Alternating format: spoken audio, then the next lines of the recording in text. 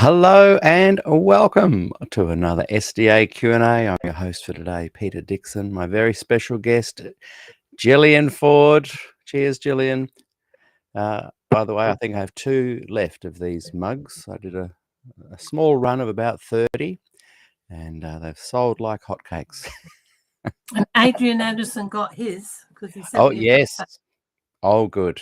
That's good. So if you're interested, they're only $30 Australian, free postage in Australia. And I think it cost me $29 each. I think. Well, it's great to have you with us again, Gillian. We've been doing a really interesting series, pretty much going through letters to and from Des around that Glacier View era, leading up to it, during and after. And we're also letting people know about your new series of books. On the Road to Glacier View. Volume 1 and 2 are out now, available on Amazon, and Volume 3 is coming. So I highly recommend people go and check them out.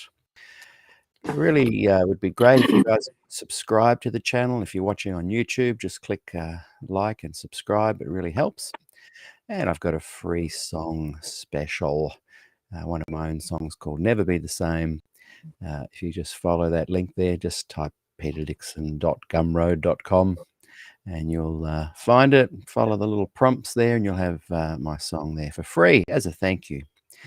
And one last quick plug, if you'd like to support what I'm doing here on SDAQ&A, my PayPal is paypal.me/Peter Dixon Music, and every little bit helps. I love doing this show and really enjoy chatting all things Adventist. Well, let's kick off and get straight into it, Gillian. Just give us a little recap while I'm getting up today's letter, and we can begin. Well, we've been looking at some of the letters around Glacier View, and the one you're going to read next is, a number of people would have this, but it's good to go over it again because it's a very good letter. It's an open letter to President Wilson from concerned pastors and scholars at Andrews University Seminary and Graduate School. Now, apparently this was on vacation, and the people that signed it were mainly pastors and PhD students, and Smut signed it.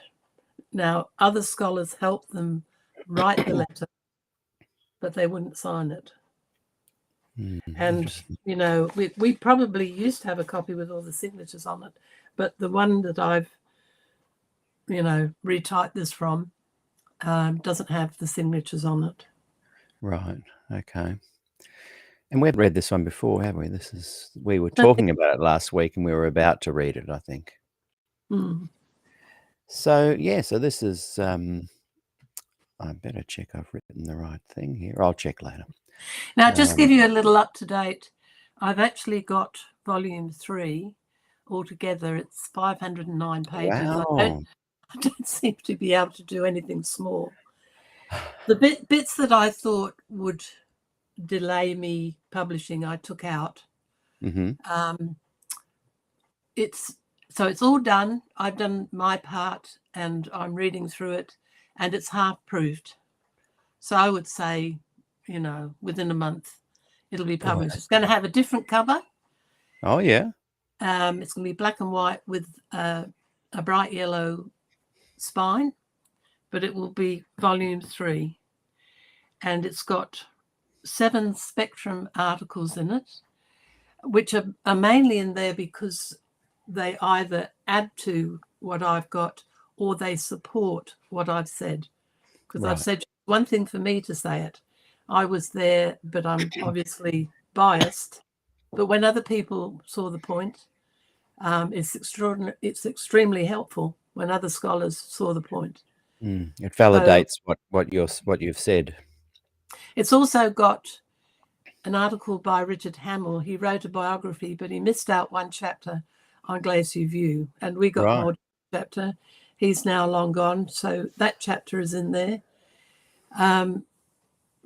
Ray Cottrell, his article, I won't be able to think of the title. There's a number of things that he did, but the one on obscurantism, that's in there.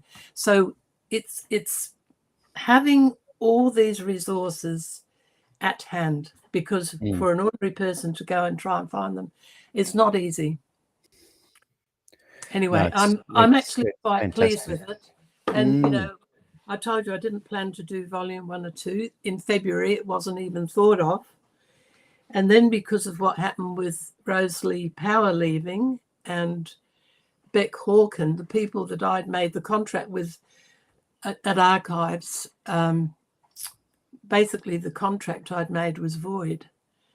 And so I thought, well, what can I do? Not much. But I can put the cream of the documents in books, and researchers can, if they want them, they'll be on Amazon. So that's my purpose. Never planned it. Didn't plan volume 1, didn't plan volume 2, and certainly not volume 3, but here we are. Well, but I'm no glad. volume 4, I promise. Oh, come on. Pretty much. You think you've covered everything? But for somebody who's doing research in this area, no, it would be such a boon. I mean, Gil Valentine's very happy that I've done it, and others that I've been in contact with. By the way, Kendra Holoviak, anybody who knew her parents, Bert Holoviak, he died last night. Oh, no. And one of the reasons I was a bit late was I had to respond to the letter from Gil because they were very, very close friends. Very sorry to hear that. Yeah. Yeah. Very sorry to hear that. That's my finish of my advert. Well, let's dig in. I'll share the screen. It won't be hugely professional. I'm still learning the ropes. But I'll read this one. And I've put this up so people can follow along, even though it's possibly a bit harder for them to see. Yeah, but you can make it full screen, which is good. Yeah, how do I do that? There's a little square in the bottom right-hand corner that's got like that. If you press on that, it'll go full screen. At least on my Mac. Yeah, so below our pictures, it might look different on yours. It'll make this go full screen, but it won't make my image go full screen. There's another button for that. I'll keep looking for that when you're reading your one. No, it does. It makes the whole thing. I've just done it, and I can read the letter. So when you look at our photos, yeah, okay, there's a little square thing, and I can click that to go full screen. But what I'm saying is I still see the little pictures down the side of the page. Yeah, but you can read it. It's big enough. Oh, yeah. Oh, no. That's probably no. What I was meaning is, yes, I can definitely read it, and people can make it full screen and see it, and I can do that too.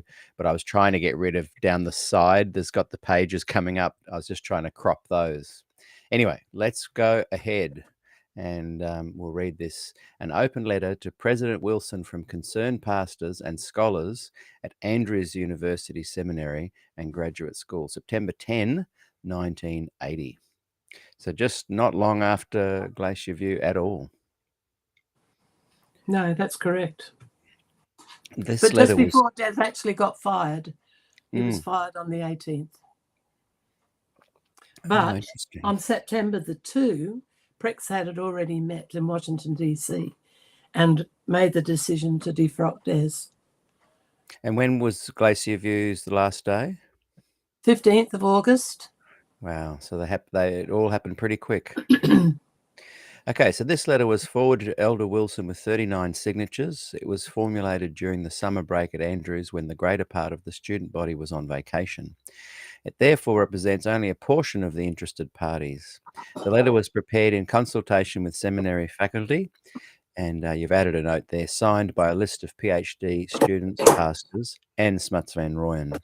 Other scholars at Andrews helped write the letter but did not sign their names. Dear Elder Wilson. Sorry. We are pastors and scholars at Andrews Theological Seminary who are deeply concerned for the unity of the Church. As Seventh-day Adventists committed to the Church and its pursuit of truth, we wish to express our appreciation to you for convening the Glacier View Conference. We have not envied you your difficult task. Nevertheless, because of our love for this church, we deplore the rending asunder of Christ's body by what we consider to be the unjust recommendation that Dr. Desmond Ford not be employed in denominational service. This was improper for these reasons. The two consensus statements unanimously voted at Glacier View by his peers were accepted by Dr. Ford. He was therefore in harmony with his brethren. These consensus documents actually affirm Dr. Ford's major biblical concerns. For instance, they concede the book of Hebrews pictures Christ going within the veil, i.e. into the most holy place, not the holy place, at his ascension to be our intercessor. The book of Hebrews does not teach a two-apartment or two-phase ministry. The defilement of the sanctuary in Daniel 8 is not caused by our sins, but by the desecrating work of the little horn. In other words, the term cleansing the sanctuary in Daniel 8 does not refer to an investigation of our sins, but to God's victory over Antichrist on our behalf. The E-Day principle is not explicitly identified as a scriptural rule for interpreting time prophecies. D. Under inspiration, the New Testament writers looked for the second coming of Christ in their day. They did not expect to wait 1900 years. E. Our acquittal in the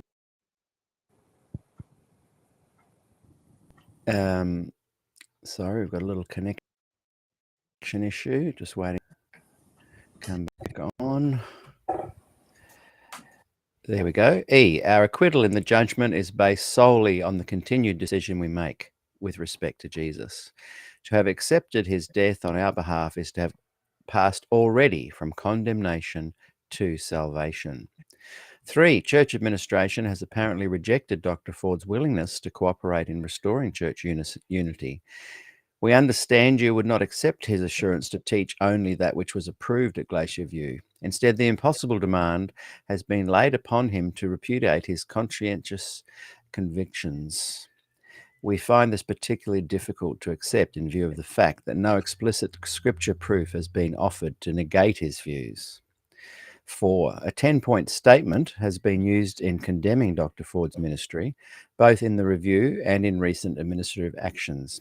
Here we question its legitimacy for this purpose. A. It does not represent the consensus of Dr. Ford's brethren in that it was neither discussed nor voted by the full group at Glacier View. B. It in fact contradicts the spirit and letter of the consensus statement at certain key points.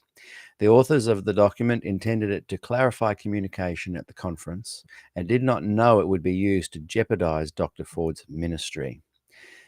You assured the church in writing, Review, July 9, that the Glacier View Conference would not be a trial of Dr. Ford. Evidence indicates, however, that it was primarily a trial, and administrative action was begun there that will apparently deprive him of his credentials, which a few days later proved to be true.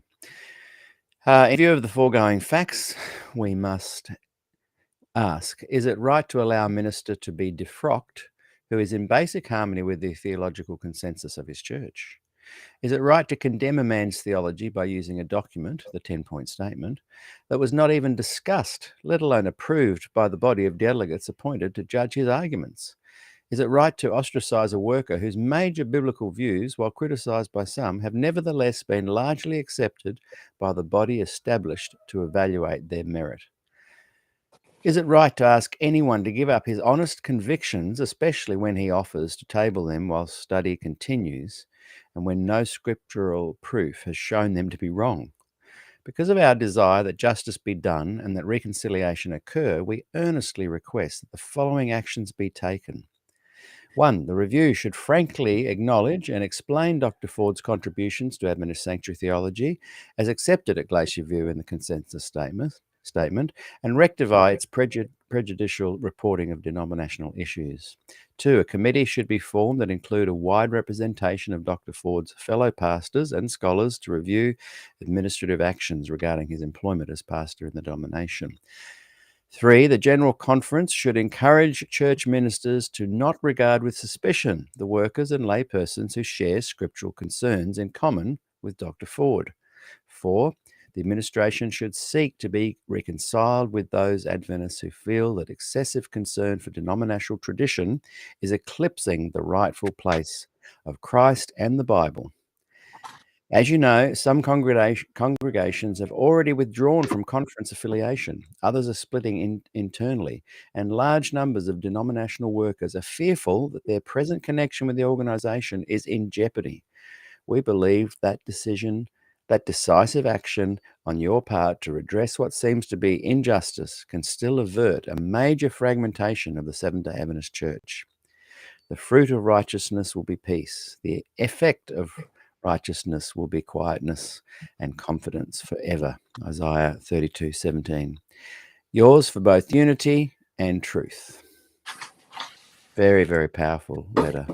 It is a powerful letter, and it's one of, some said about 55, but Ray Cottrell said there were about 200 or more letters sent to Neil Wilson after Glacier View, and this is one of them, and to my mind is absolutely accurate, and it shows that some people saw exactly what happened at Glacier View. Yeah. When you listen to those, in your SDAQ&A interviews, they're not as clear as this. No. Isn't that interesting? Of course, with age, you can expect it, although I'm getting on too. I'm closer to 80 than I am to 70. I think it's more fear-based still. I think they fear some jobs and some reputation within the hierarchy, and so but once you read that letter, I think it's one of the clearest statements of all. It is very clear about the injustice. But there are other ones, and of course I only have some of them. So, one of my reasons for putting these books together is because I'm putting in the documents. I'm making Des and my position clear. Yeah. Mainly Des. It's a defense of Des. But there are all the supporting evidence that what we're saying is right. So that's the purpose of it. And, people can laugh at history, but if you don't learn the lessons of history, you're unprepared in the future when the same thing comes back, because these things come back over and over again. It's as if that letter could be written by many within the Adventist Church today. It still feels fresh. Oh, it's very fresh. It's very and applicable. And Smuts would be the person who, in his day, Smuts was very, very clear and powerful. And he was treated, he got moved out of Andrews, worked for GNU for a couple of years, and then went back to finish his PhD in South Africa. And then the Southern California conference hired him and did it, because later, and I'm not quite sure what I've got here, but I think I've got here what happened, an overview from 1978 to 1983, which is like a summary of the whole thing.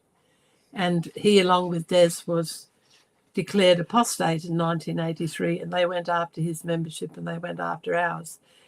And I think before I've started talking about this, most people wouldn't have even known that this happened. They repeatedly went every so often to PUC, to the minister, every time there was a change in minister. They tried to get them to revoke our membership, and none of them would do it. They came to visit us. They said, if you want to be a member, we want you. So they defended us until we pulled out in about 2001. So anyway, the next letter, which is part of these post-Glacier View letters, written in early September, so again about the same time as the Andrews letters, And I don't have all these letters, but there were a lot of them from schools and so on. This is from the PUC scholars. And again, what page is this one for me, just to put up? 6. Okay, I'll just get that. And I'll share it while you read it. Okay. Glacier View and Desmond Ford. Updated article, approximately early September 1980. On October 27, 1979, Desmond Ford presented his views on the investigative judgment to a meeting of the Angwin chapter of the Association of Adventist Forums. The subsequent chain of events, culminating with the meeting of church administrators and scholars at Glacier View Camp in August of 1980 to discuss Desmond Ford's written articulation of his position on the investigative judgment, is well known. Many observers of this process have been positively impressed by the fact of scholars and administrators working together in a reasonably open atmosphere and attempting to resolve, or at least to face, problems which have long troubled the church. A number of questions remain unanswered, however. If the Glacier View meeting is truly to have healthy results in the case of Ford and constitute a happy precedent for future cases of this nature, the following questions must be answered. 1. Desmond Ford was asked after his October 27 presentation to suspend discussion of the issues and spend 6 months preparing a written statement of his views. Interestingly enough, Ford had not publicly discussed his views on the investigative judgment before the forum meeting, nor did he plan to publish them in the future. He had acceded to the forum request for a public presentation because he thought the issue was being raised by others, that's Bob Brinsmead, in what he believed to be a negative manner with no satisfactory answers to difficult questions. Why, during the 6 months of implied moratorium on discussion, did the review publish a continual series of highly polemical articles and editorials on the topic? Why did these articles almost invariably emphasize areas of disagreement between the views expressed by Ford and the traditional SDA position, as interpreted by the editors, rather than pointing out agreement and common affirmation? Why did the most official voice of the Adventist Church encourage confrontation rather than unity during a time of study and preparation for the Glacier View meeting? Would the results of the Glacier View meeting have been different if the review had not pursued this policy?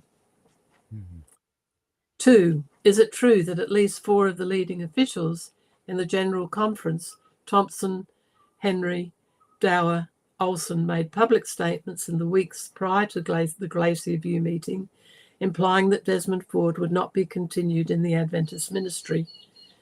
If so, why were these statements made? Did they represent personal opinions, or did they reflect an already existing consensus? 3. There is a general feeling that many Adventist biblical scholars were not so much in a disagreement with Ford's positions as they were uncomfortable with presenting these positions to a forum of non-scholars.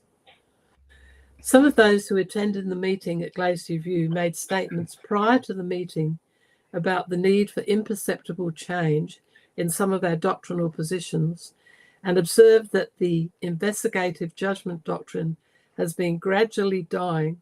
Why revive it now? How could these scholars have arrived at a consensus which is being characterized in denominational publications as a strong affirmation of the church's historical,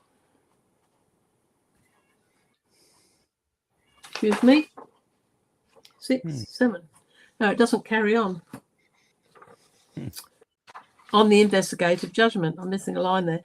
How could they have participated in a decision which declares Desmond Ford to be out of step with historical Adventism? Have they suddenly changed their cadence and fallen in step themselves? 4. If, as many suspect, and the preceding series of questions imply, the problems we face on this issue are more sociological than they are theological, why cannot this fact be faced? Are the very real problems of change within the church best confronted by deception and failure to admit they exist? 5. Raymond Cottrell, former associate editor of the Review and one of the major editors of the SDA commentaries, including the section on Daniel, gave 2 presentations on the investigative judgment at about the same time that Ford gave his lecture. Cottrell concluded, as did Ford, that there was no way to arrive at our historical doctrine of the investigative judgment through any kind of sensible biblical exegesis. He affirmed his belief in the doctrine on the basis that Ellen White, as an inspired writer, had the authority to reinterpret the scriptures as other inspired writers had previously done. Why did Cottrell's analysis, though not his conclusion, seem to have a great deal of support from scholars prior to Glacier View and have so little support now? Was new evidence discovered at Glacier View which showed Cottrell to be in error and demonstrated that our historical position was, in fact, the result of sound biblical exegesis? 6. If Cottrell is, in fact, essentially correct regarding the issue of exegesis, does not the issue come down to how we as a church relate to the authority of Ellen White? Is this not the real source of most of the emotion generated by recent events? Is it not ironic that Ford, who is a relative conservative on the issue of Ellen White, should be the focus of this controversy? In the atmosphere generated by the work of Numbers, Ray, McAdams, Butler, and others, is it not appropriate to consider Ford's work as an apologetic for the role of Ellen White, rather than an attack on her authority? Has anyone else presented a more effective defense of her authority while still recognizing the problems which we all must confront? That's a great paragraph. 7. There were only 2 statements voted by the committee of 115 at Glacier View. One was a short statement regarding the role and authority of Ellen White. The other was a statement entitled Christ in the Heavenly Sanctuary.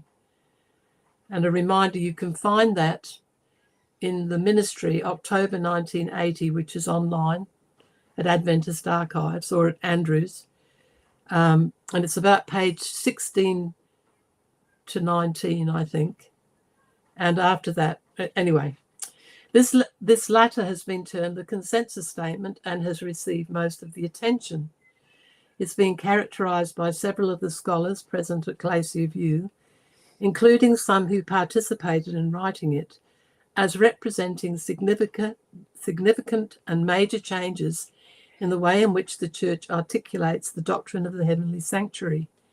Many observers who are not present at Glacier View but have had the opportunity to read the statement rather carefully have concluded that while the statement affirms the doctrine of the investigative judgment, it undercuts the traditional exegesis that allowed the Church to arrive at such a doctrine and leaves the reader wondering as to the reason and purpose of an investigative judgment. Some have suggested that the consensus statement contradicts the historical SDA position as found in great controversy, as often and as sharply as it contradicts Ford's document. The major charge has been that Ford is out of step with historical Adventism as regards the investigative judgment and sanctuary. Who is in step with the historical Adventist position? Was the committee of 115 at Glacier View in step? Another very clever That's paragraph. a good one. Yeah. And see, what I've told you about what happened at Glacier View, it absolutely fits with what these letters are saying. It wasn't just how we saw it or how, my peculiar view. This is how it was seen. Not by everybody, of course, but by a number of thinking people. 8. Desmond Ford publicly affirmed at Glacier View his belief in and support of the doctrines of the Seventh-day Adventist Church. He publicly indicated his support of the consensus statement on the sanctuary and said he would sign it if necessary. It's the same as what he said to me. He was pleased with it, and he said he could live with it. He publicly stated, both at Glacier View and prior to the meeting, that the investigative judgment was not a hobby horse of his. He had not spoken nor written on the topic prior to his forum presentation, that he had no plans to do so in the future. Why was this not sufficient? Why then was he given 10 further points as test of his orthodoxy? That's the 10-point statement, when these points did not in fact represent a voted consensus of the group. Why then were his credentials called into question? Why then was he given what many term an ultimatum concerning conditions for his future employment by the church? And I'll remind you that this was written before Des was fired. Mm. The outcome was not certain. I'd been told as I walked out of the Friday afternoon meeting, and Fred Veltman, who was Des's boss, asked me what happened. And I said, well, you got fired or something like that. And I got into trouble for saying it. So then I thought, oh, I got that wrong. So when they actually fired Des in September, because a lot of it I wasn't part of, I actually got a surprise because I thought, but anyway, it was all to do with procedure. That was how they got out of it. Procedurally, they couldn't get rid of Des without going through several meetings and the Australasian division making it. But essentially, you were correct when you came out and told Veltman he had been fired, and now they needed to go through the process. When I talked to Des about it just before he died, because we did talk a lot about these things, he said, you weren't wrong. He said, they did, they made it so absolute. They gave me conditions I could not comply with, and so it was over. Was clear. And remember, we've mentioned before that the Review and Herald in August 27, so 2 weeks after Glacier View and 2 weeks roughly before Des got fired, came out with that statement on the back page, variant views discarded, where they said on the Friday that they had dealt with Des. So see, it wasn't wrong. Yeah. No. That was what Ken Wood had been told, because people had said, well, that was just Ken Wood saying it. But anyway.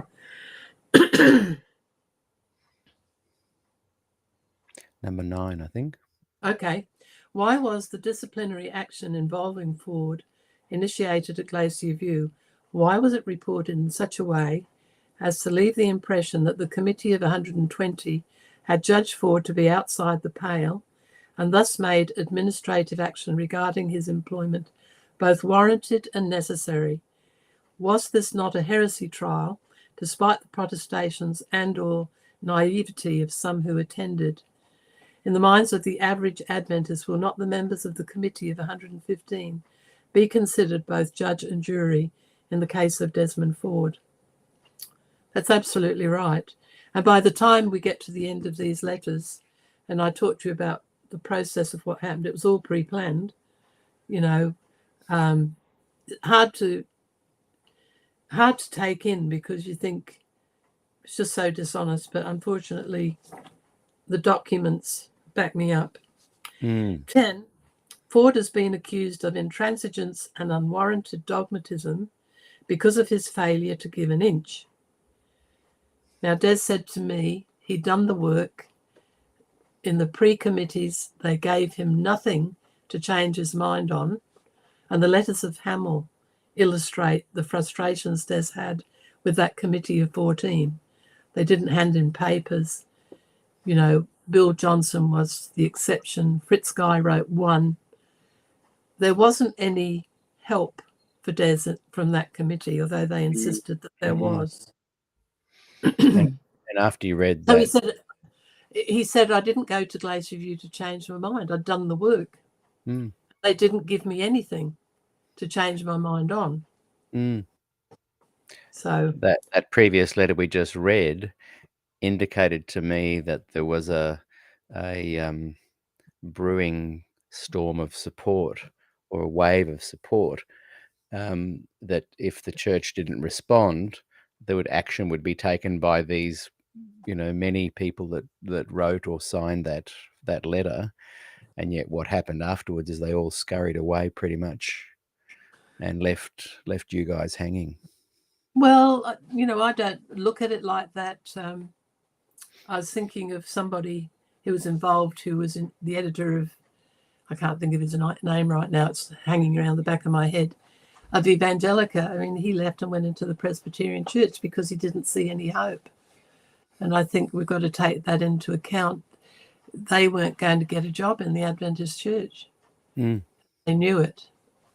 There's no future for them because of what happened after. What I should have said is that many left and didn't scurry away, but remained true to their convictions and conscience. But many stayed, and I'm saying that the debate went off the table. It went silent for whatever reason. That people can draw their own conclusions. But when you read that first letter, you would not have expected that, is what I'm saying. That first letter indicates a huge groundswell of support. There's about to be released by all these scholars onto Adventism if the church doesn't pull up their socks. And for whatever reason... But remember that Smuts was the only one who'd sign it out of the scholars. Yeah. So there's a groundswell of support, but it's silent even at its at the very start of this kind of important letter. Well, what happened at Glacier View, I've told you, a lot of people left on the Thursday. And they knew that Des was happy with the consensus. He said so when it was read out. Mm. And so they thought he would be all right. And nobody, they didn't know what happened in the Friday afternoon. One thing I put in my volume 3 is Bob Spangler's notes. Now Bert Holoviak has died. I don't say that's convenient at all, but I didn't even think about it. He's the one who gave me Spangler's notes of the afternoon at Glacier View, and he said he could do it because Bob wasn't the General Conference president and he had died. He got killed in a car accident. So I typed all those notes out. I've done a lot of work. I keep telling you, I've done a lot of work. Because various people wrote pieces of it that were in that Prexad meeting. And so I have put that into this third volume. Again, very important for researchers. They don't have to go to archives to get it. And Des has he wrote a commentary on it, and I've also written stuff on it. Explain it, because, it's written from their viewpoint, but they actually make Des look pretty good. He comes out looking honourable. Very much so. Yeah, but it doesn't say everything that happened. And they do record. I stood up, I'd been crying, and it was hard to do because I don't like speaking in public much anyway. And I spoke to them, and I'm sort of proud that I did. And they recorded it. Not everything. I can remember some things that I said, but at least I told them what I thought. So I'm pleased about that. I guess what I'm saying is that first letter and these other ones too indicate a huge amount of support, a groundswell of support for you guys, for what happened at Glacier View, how wrong it was. But that support didn't gain momentum after the fact. And well, you remember that can be analysed by anyone who wants to draw their own conclusions. When you listen to Bill Johnson and then you listen to Larry Geraghty and Fritz Guy in their interviews, which to me were very interesting. One reason for doing all these books. They are very vague about what actually happened procedurally with the 10-point statement. In fact, Bill said, the 10-point statement is as though he didn't know. I think he should have tried to find out. But, anyway, in these letters, it's very clear. And I just think there could be a study by future generations. I have my suspicions, which I've aired regularly, but as to why the groundswell didn't push harder and push back harder at the administration? One thing that happened, I don't, tell me if I've mentioned this, but I sent the PDF files to Bob Brinsmead, who I didn't have much to do with back in the day, but I have written to confirm details of stuff for my books. And I sent him the first 2 volumes and he read them. And the thing that shocked him was Dr. Heppenstall, because he had taught to him probably near the end of 1978. And after that, he went home and he wrote 1844 and all that because he couldn't get any response from Heppenstall. But Heppenstall made it very clear that he didn't believe in the investigative judgment and he was very concerned about it. And he was absolutely amazed by what I said about how Heppenstall acted at Glacier View. That was the big shocker for him. And I would challenge any employed Adventist that works in administration or church level, pastor, teacher, to speak up positively about if they publicly agreed with that first letter and these other letters, they would be in trouble even now, 42 years later. What does that say? They could be. Yeah. Yeah. Yes. That's what I'm saying. It's so fresh. People say, oh, just leave it alone, let it die. It's never been resolved. It's never been addressed. It's going to fester until it has been. Let's look at number 10. Point 10 there is where we're up to. We did number 10 because we talked about deserts in transigence. And yes, 11. Yeah. Ford has been characterised as the challenger of the church's position on the investigative judgment and the sanctuary. It's been suggested that the burden of proof and defensive positions rests with the challenger, that the challenger's positions are on trial, not the positions of the church. It is true, however, that this doctrine has been repeatedly challenged in Adventist history, and that the result in some cases has been that no clear scriptural answer has been given, and in other cases the church has made some changes in its traditional statement of the doctrine, e.g., questions on doctrine. Under these circumstances, does not the church have an obligation to provide intelligent, satisfying answers to the kinds of real questions raised by Prescott, Cottrell, Ford, and others? 12. It has been suggested by some, this is what I was talking about, that really irritates me, that Ford is not a scholar, and that this embarrassing deficit makes it difficult for the scholars to support him. He's accused of being careless with sources and his eagerness to make his points of synthesizing and generalizing from too limited a database, and of passionately believing that his answers make a difference rather than viewing his endeavors from a detached and objective perspective. Absolutely ridiculous accusation. And I put in a note from me, statements such as the above are one reason I put these books together. Interestingly enough, such a limited definition of scholarship, this is now back to the letter, rules out many of the great theorizers and synthesizers of the past, including such as Descartes, Newton, Freud, and possibly Einstein. In any case, Hans Larendel, one of the seminary scholars in attendance at Glacier View, stated in a public meeting held after the Colorado gathering that Ford was one of the great scholars in the Adventist Church. And we've read Larendel's letter. He was a fan. Another scholar from the same institution, James Cox, said publicly that Ford had raised questions that must be considered by the church, and that while some of Ford's solutions to the problems were good, others were not as satisfactory.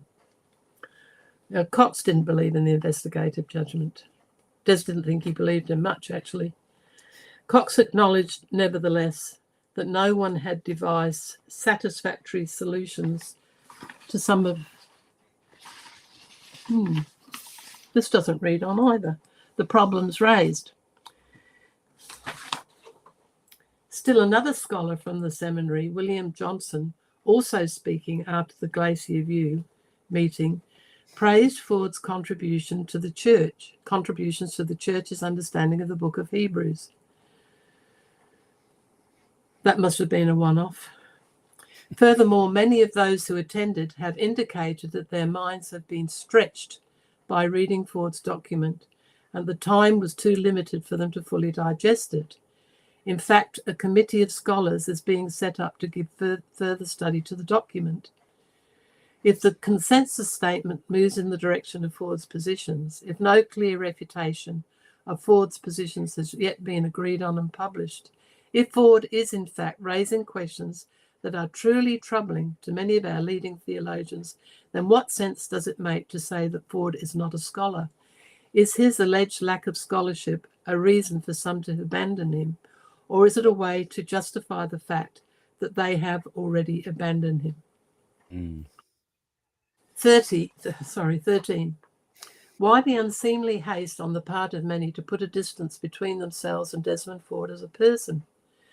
Why the failure in some of the public meetings reporting on the Glacier View proceedings to acknowledge contributions Ford may have made? Why the remarks, both public and private, about Ford's intransigence, faulty methodology, and weak sense of community? Is the issue Desmond Ford's theological positions, or is the issue his provocatively charismatic personality? So personality always comes up, but I thought his personality was pretty good. It was. Especially on the forgiveness side. Yeah. No, they're just attacking. Classic Adventist approach. Attack the person, not the conversation. Not the 14. content. Ford has been accused of a lack of pastoral concern because of his willingness to accept the Adventist Forum's invitation to speak on the topic of the investigative judgment. It has been suggested by many individuals at numerous times that he could have gone on believing as he did, with no unhappy consequences, if only he'd been wise enough not to have disturbed the flock. Now, Des was getting... People were leaving the church over the investigative judgment. It wasn't only that Bob was coming online on the issue, and Des felt that he needed to be answered, because the church generally doesn't answer people. It just defends itself or ignores the issue. Anyway, I've forgotten where I was going. So where I was, lack of pastoral concern. He really had pastoral concern. I've told you about Slyle's mother, who was contemplating leaving the church. She was a very intelligent woman, highly intelligent, and she didn't.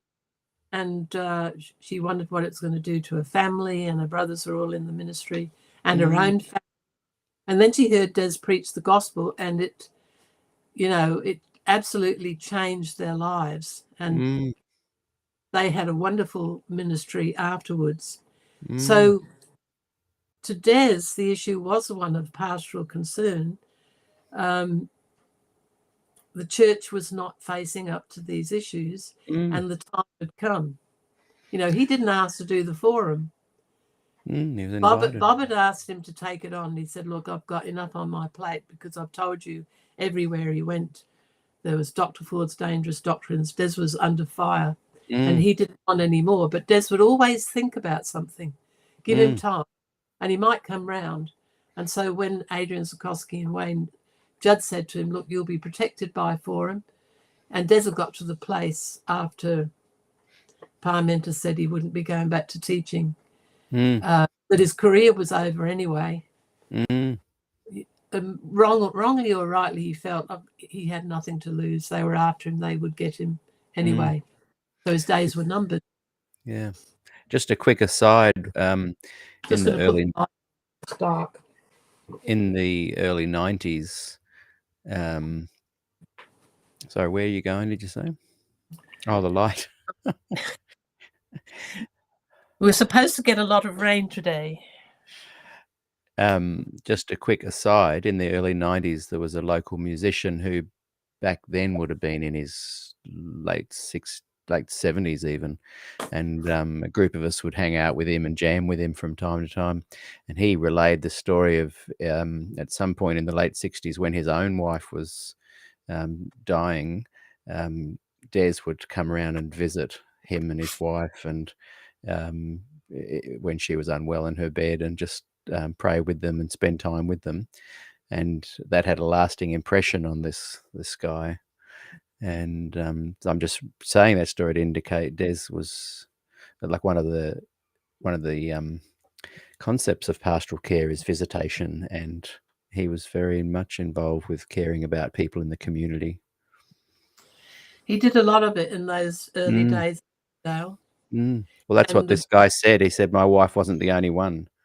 He was known to be visiting people and praying with them and spending time with them to help them through troubles. You know, at the memorial, so many people from Cooranbong came to talk to me afterwards about the days when Des and Gwen lived in the village. And also, you know, he did have a pastoral heart. He just didn't in the 70s and 80s. He was just away all the time, and life had become different because he said to me, "I've got to take the wave." He said, "Because it won't last." Let's continue on with point 14 after wise enough not to have disturbed the flock.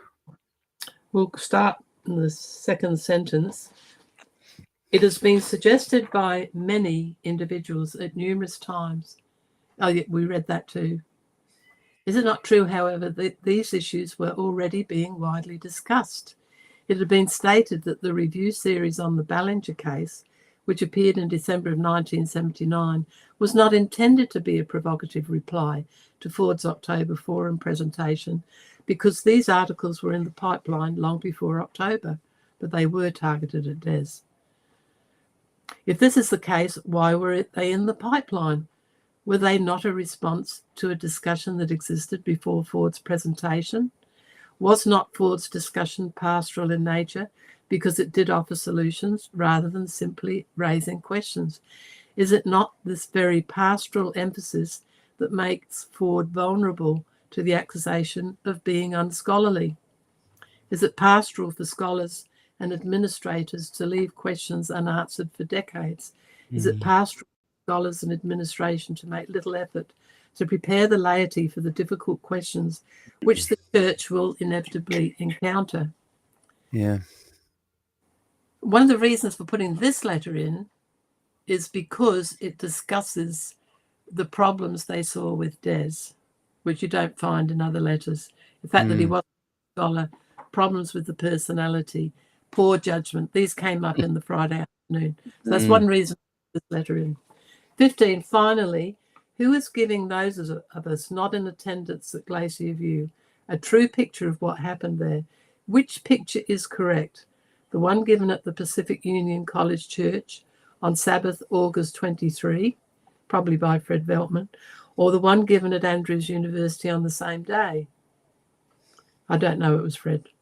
The Pacific Union Recorder headlined, Historical Sanctuary Theology is Reaffirmed. Where do we find the real information?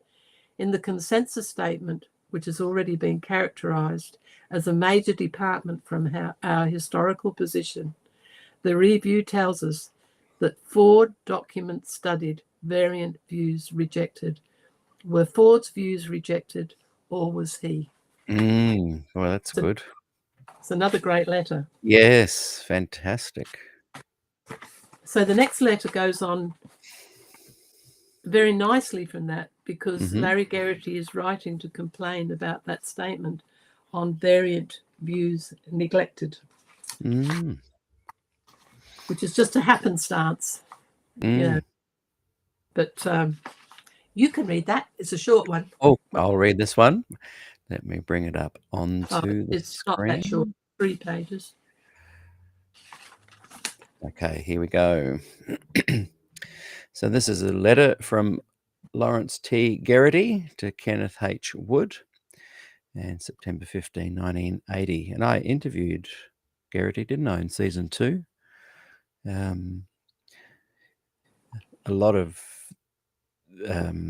interest was had in that season, 86 interviews. I encourage people to go back and check them out. I'm going to be putting them up on YouTube as soon as I can. Okay, Andrews University, Berrien Springs, September 15, 1980. Again, about a month after Glacier View.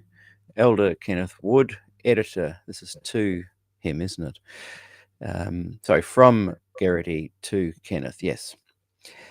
Dear Elder Wood, as a participant in the Sanctuary Review Committee at Glacier View Ranch, I'm surprised and disappointed at the apparently biased way the results have been handled in the Adventist Review. First of all, to announce on the back page, August 28, variant views rejected, was at best a half-truth. The other half is that many of the views advocated by Dr. Ford were accepted by the consensus statement. Why was that not brought out? Are we afraid to publicly admit the progress we made in Colorado at arriving at a clearer, more biblically based doctrine of the sanctuary? Second, in your fuller report of the Sanctuary Review Committee, September 4, I wish the documents generated by the committee had been published in a different order and that one of them had been more adequately introduced. Bill Johnson provided a very fair and helpful overview of the meeting, though the heading, the Sanctuary Review Committee finds strong support for the Church's historic position, does not accurately reflect the full story. In retrospect, it may have been wise for Bill to clarify what he meant by the consensus statements, reaffirm the historic interpretation of the Church. It's a classic little move there, isn't it, to put a title that for the audience to think, oh, good, nothing to see here. Yeah, this is Bill, foot in both camps. Yeah, a lot of people just read the title anyway and then move on, nothing to see. When those of us who were there know that certain previous historic interpretations of the Church were also not confirmed. By Bill Johnson, he largely, with Fritz Guy, wrote the consensus. He knew a lot of the problem. Yeah, it's confusing.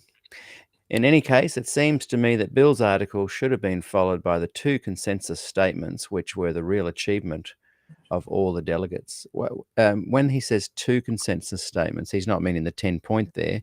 No. Were there two that kind of became seen later historically as two parts? Yeah. So one was the biblical case and the other one was the Ellen White case. Right, but right. And sometimes they're called the consensus statements and sometimes they're called the consensus statement. That's right. And it's confusing for somebody coming in. That's why in early days, you remember, I was very confused because sometimes. Weren't we all? Yeah. You've got the Dallas statement. You've got the two consensus statements, which are sometimes part 1 and 2. Called the consensus statement. And then you got the 10-pointer.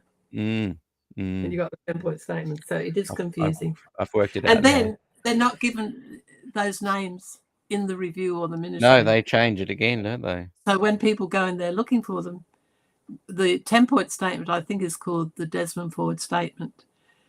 So whether that was done intentionally to be confusing, I don't know, but I wouldn't be surprised. Yeah. Oh, yeah. And the consensus statements are not called the consensus statement that I can remember. They might be. There might be a subheading, but they've got the heading, Christ in the Heavenly Sanctuary. Yeah. That was the one on the Bible, and then Ellen White.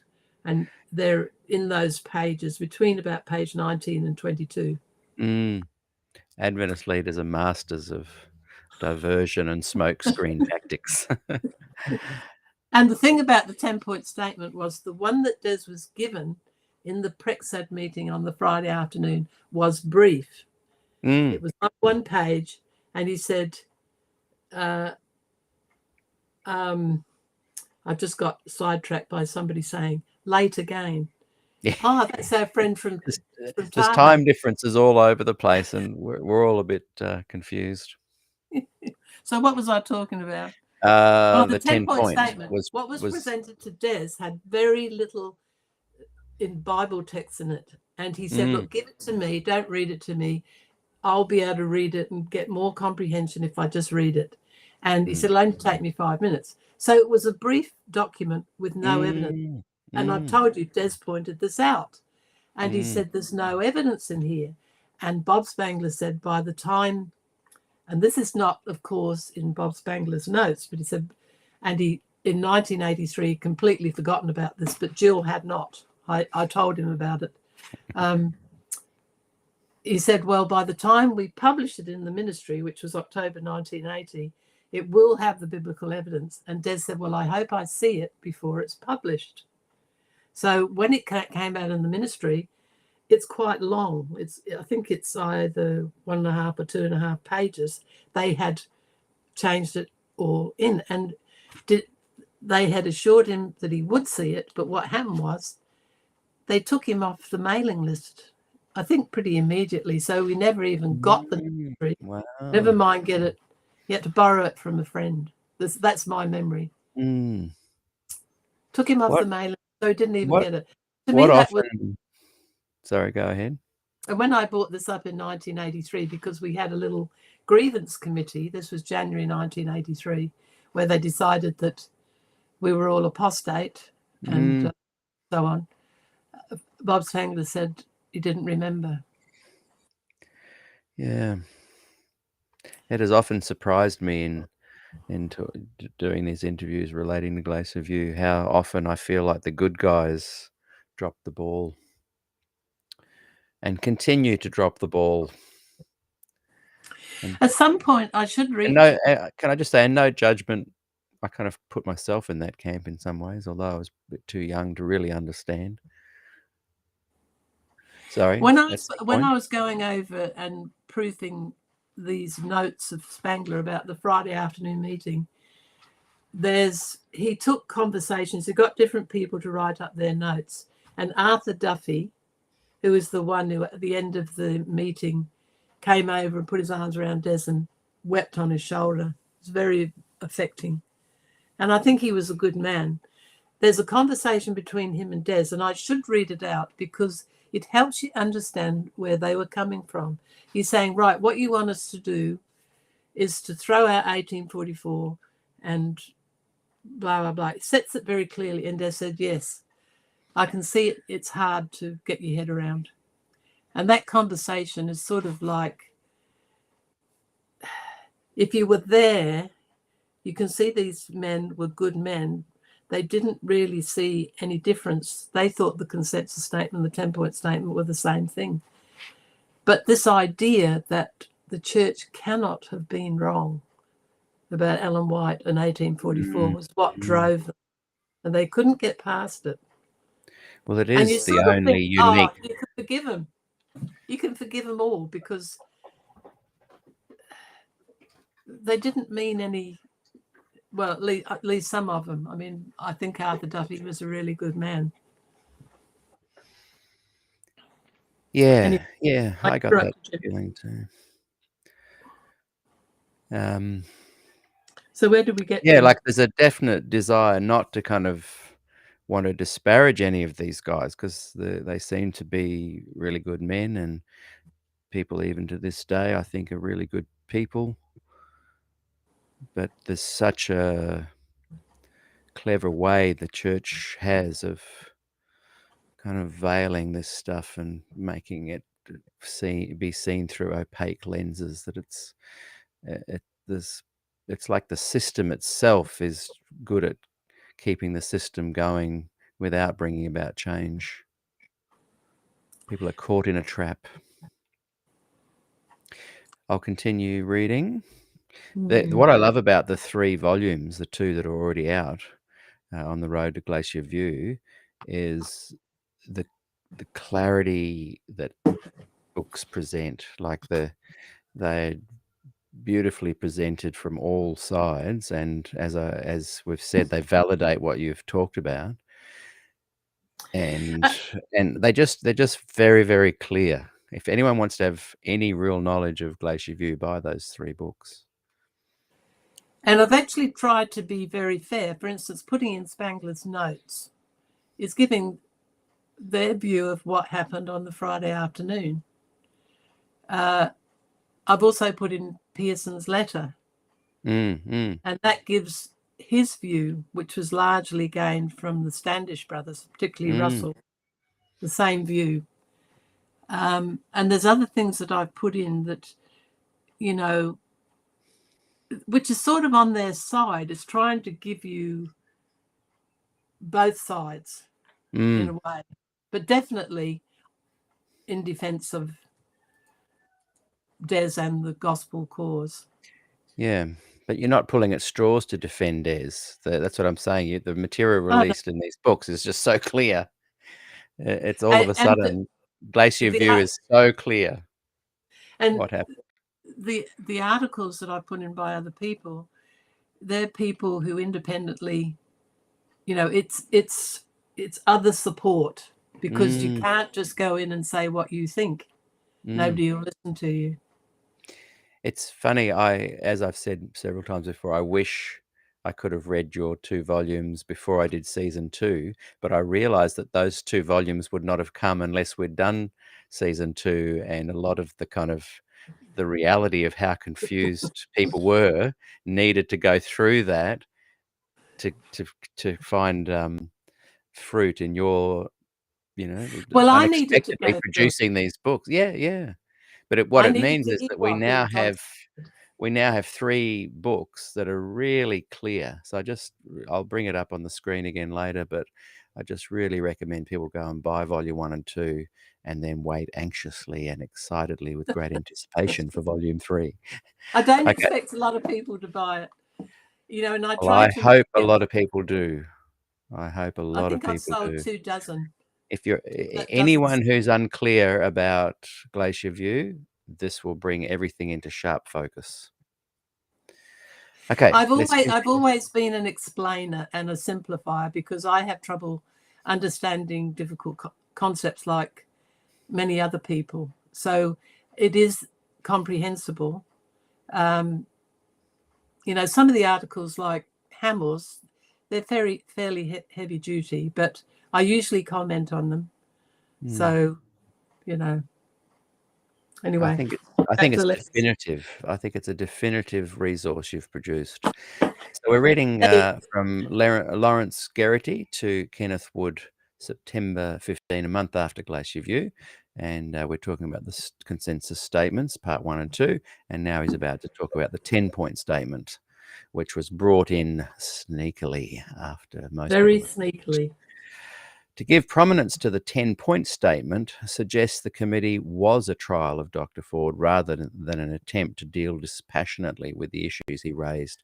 Furthermore, in the editorial introduction to the 10-point statement, I think it should have been made clear that the assignment given to the committee of 6, who put together the 10-pointer, was to succinctly point out the differences between Dr. Ford's position and those traditionally taught by the Church. Unless I'm misinformed, their task was not to attempt an overall evaluation of his document.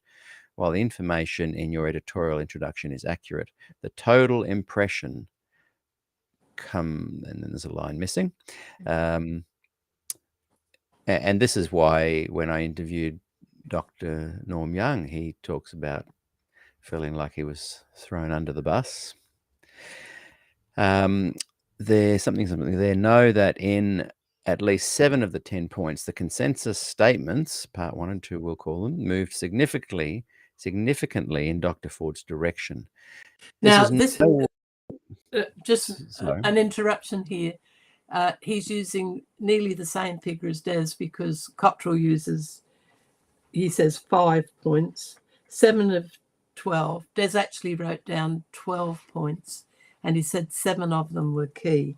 So that's another thing with this letter, Larry, and he would have done it independently. This wasn't collusion with Des. No, we were close friends. He's come up, he said the same thing, that some of the points. And it's the anomalies and the differences that prove the accuracy. And they weren't minor points, so they were major things that we published before. So, and he says, this is nowhere explicitly shared with your readers. While I feel strongly about the criticisms I have made, because I'm so anxious to maintain unity in the Church by attempting to tell the whole truth about what I feel was a very open and fair committee, I also want to commend you for publishing so promptly the documents generated by the committee. In doing so, you have put the whole Church in your debt. We haven't had to wait for Spectrum Verdict publications or some other extra denominational source. Cordially, Lawrence T. Geraghty. Yes, you missed out page 9, but I don't think it matters. Page? No. You went from 10 to... Oh, how did I do that? Well, I've been I want to go back to that. Well, no, 9. Oh. This is nowhere explicitly shared. And then it goes, no, you're right. Sorry. Forget all that. It just I was confused. It jumped. So should I go back up to 9 and that's where it's No. That's the I know. previous. Oh, good. Sorry That's about interesting that. it's interesting that copied See, I into printed that it out was and I get the pages mixed up. Despite having copied numbers into on it. that letter was Dr. Bill Johnson and Elder Neil Wilson as well. Yeah. So that's interesting. Someone's just written, I wish I could see on my screen, it just says Facebook user. So I'm not sure who that was. I can actually look on my monitor if it's working. Yes, Brian Beeden. I received my 2 volumes. Thank you, Jill, for your hard work compiling these materials. Fascinating to read what really occurred. As Peter said, these put a clarity around that episode in SDA history. I would recommend everybody read them. I really liked Jay Rosier's Wesley background document. Oh, thank you for the advert. Mm. Because I can't come on and tell you how wonderful they are, but you know, I asked people to write specific things. Milton wrote fairly short articles because he's busy writing stuff, but he wrote one on justification and sanctification. So in volume 2, I have position papers so people can find out, well, what was it that Des was teaching? So that's part of it. It's partly how they done us in. Then it's about what Des was like, and then what was it he was teaching. And there are some good articles in there. Ellie has written a couple. Glenn Hansen wrote one about his experience. David Kayumba wrote beautiful one in volume 2. So anyway, volume 3 it's as important as the others, if not more. Oh, yeah. And the reason that happened was that at the end I thought I'll do a summary of what happened from 1978, which is when Parmenter said Des was not going back to Avondale, which changed the course of our history, really. And then just the highlights of the pre-planning of the Brethren with Glacier View, and then in 1982 when it started up again, where they were, according to Adrian Zukoski, carrying on from Glacier View to finish the job, in which they did several things. They took away Des's ordination. They called him apostate, although they never announced that publicly, but it's I'll talk about that more.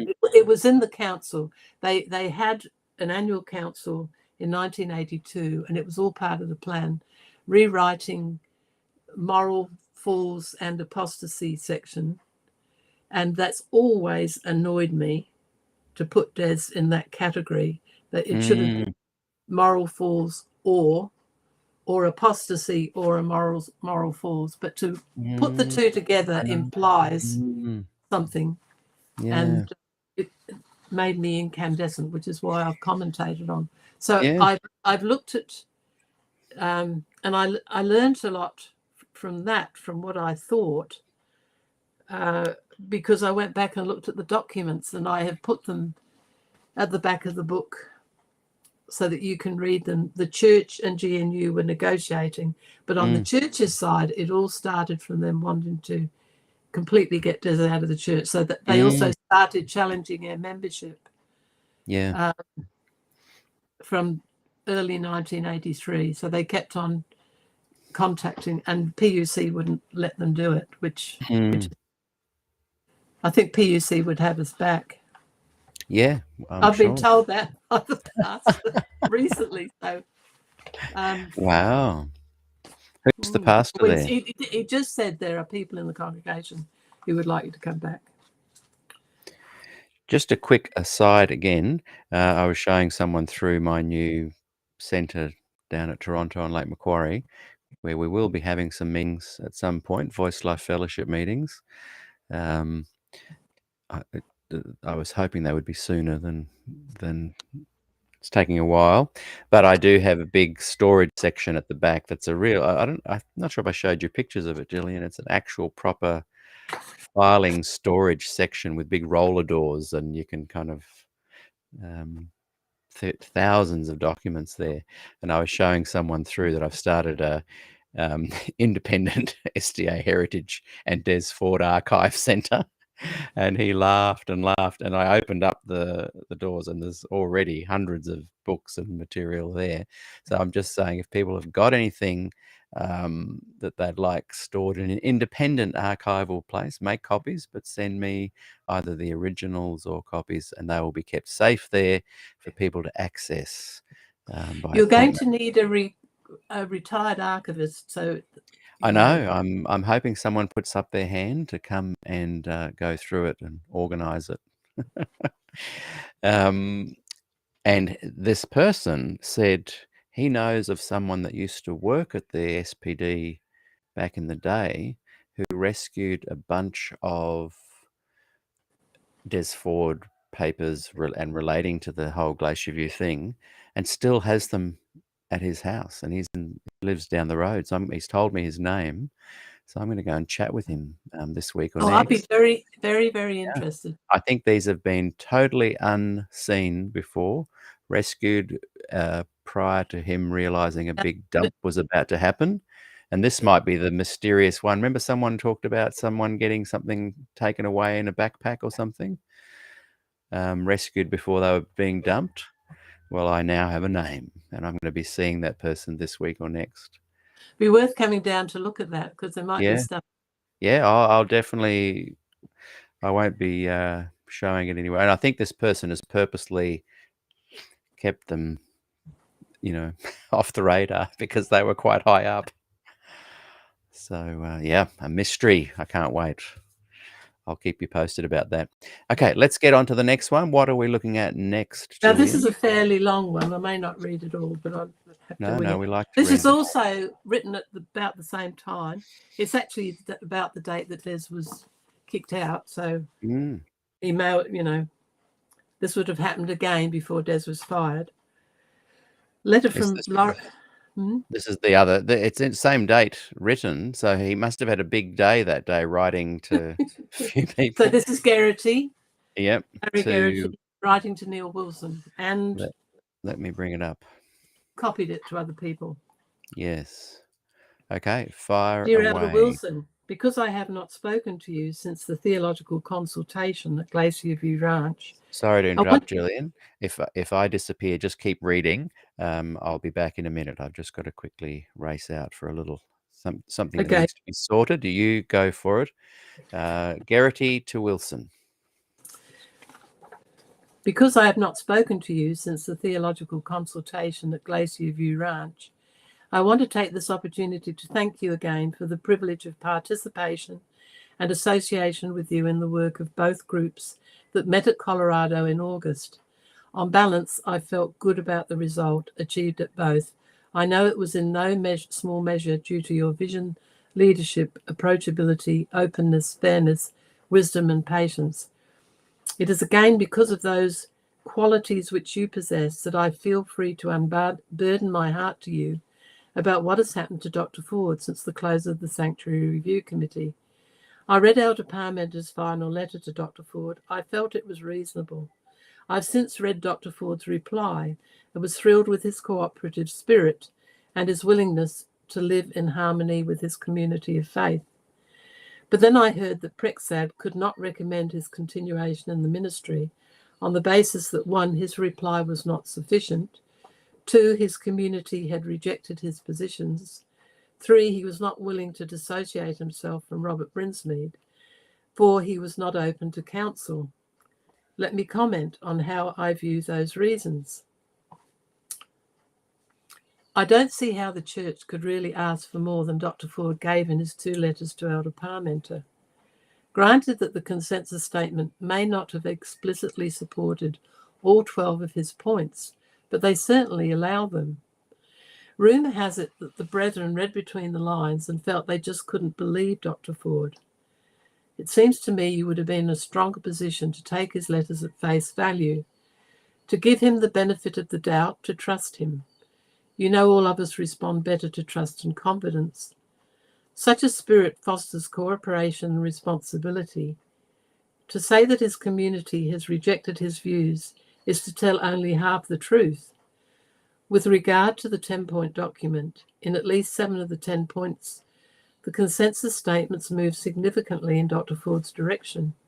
Would it not be fairer and more accurate to say his community has benefited from many of his insights, while finding others to lack sufficient biblical support for his community to modify its traditional positions? Cannot we admit the growth and development that also took place at Glacier View with regard to our doctrine of the sanctuary? If not, how is the scholarly community going to feel about their wholehearted efforts towards the resolution of the issues at Glacier View? We participated in good faith, holding nothing back. But I've received phone calls and letters from colleagues all over the country expressing the fear that we've been had. Next time around, many scholars will want to know first how their efforts will be used. My heart aches over the perceived unravelling of what all of us were sure was a new spirit of mutual trust in the pursuit of a common task. I was dismayed at the news of who was called in to Prexad for counsel and advice before a final decision was reached. That was the edition on September 2, which I've mentioned before, of Kenneth Wood, Herbert Douglas, Arthur White, and possibly others, but they're the 3 I know about. Even if they were all the available General Conference personnel who had been at Glacier View, an apparently wise and collegial decision, in fact, the anti-Ford bias of most of them is public knowledge. Even though I know you well enough to know you would never intend it to be such, it looks to many in the field to be part of the game plan in a premeditated massacre.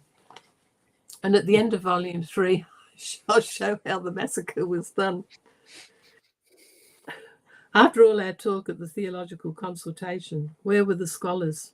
If administrators should be involved in deciding what the Bible teaches, and I think they should be, should not the scholars, as well as the administrators, be consulted for advice on the treatment of one of their peers? I thought that was acknowledged by administration during the theological consultation.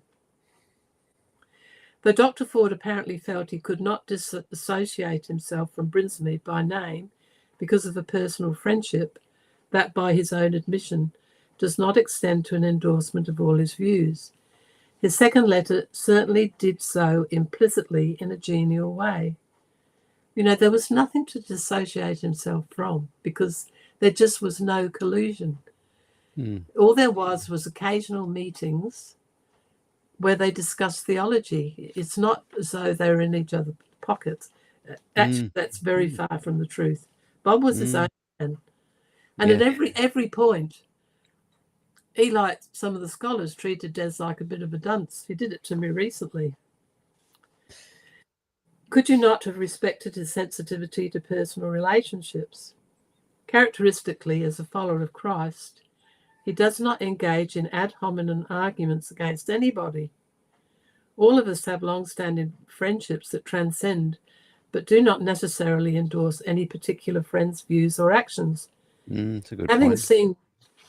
Having seen Dr. Ford respond to questions at Glacier View, I can see why administrators would consider him a problem, and even one not open to counsel. But his letters to Elder Parmenter showed a beautiful spirit, I thought. Granted that Dr. Ford could have made things easier for you and must therefore bear part of the responsibility in the outcome since Glacier View, when it is the whole church arrayed against one man, especially one man who has given the church so many years of devoted service, it seems to me that the greater burden lies with administration to try and accommodate the obvious gifts despite the obvious frailties. You know, I don't think Des really had any frailties. One thing I've thought about is Des, more than anybody there, knew what was going on. he understood on Tuesday when Neil Elder Wilson jumped into the conversation with Heppenstall. He knew exactly what Wilson was doing, but the other people in the room did not. You know, Wilson was very clever. He was a real diplomat, but behind the scenes, he did hatch and plot. Anyway, I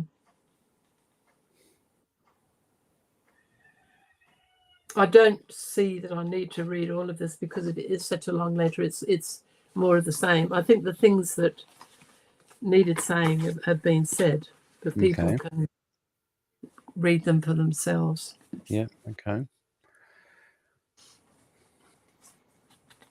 So now we come to Fred Veltman's letters, and they're similar. Now, Fred went back from Glacier View thinking Des was at fault. Oh, interesting. And so he actually made presentations and he wrote up some notes, and Andrew Skeggs sent a copy of them to me because he got them from Eric Anderson after Eric Anderson did his interview with you. And Eric Anderson's interview was very good. It was a good one. Yeah, it was a good one. I can't wait to get these all up on YouTube because I think when I got hold of that interview, you know, it was a personal disappointment that Fred would be negative about Des. The same as Jack Castle, his interview with Trevor Lloyd. I hadn't seen it. It's probably now about 10 months or a year ago that Trevor sent it to me, and we hadn't seen it. And he took, you know, he said that Des was arrogant. And anyway, Fred basically blamed Des for what happened at Glacier View. But then he went on holiday and he went around the country and talked to people, and they explained to him what had happened. He had missed it, and these letters are written afterwards. And he writes to the brethren, he writes twice, and then he also writes to Des and apologizes. But I mean, if you knew Fred was a very careful, more of an introvert, but a very, very fine man. I mean, we thought very highly of him. He was very supportive of Des after Glacier View. But Des was like some foreign exotic creature. Yeah. Because he was never there at the weekends. He was, as I say, he was riding the wave. He knew he had an opportunity to speak in the country and it wouldn't last. So he took every opportunity to go. But Fred wanted him to stay home. So when you see the difference between the personality, you can see that Fred doesn't really get Des. Although, I've told you, Fred is the person. Dale Ratzlaff turned up at 2:00 in the night, terribly concerned about, he didn't no longer believed in the investigative judgment, and Fred said, neither do I, come on in.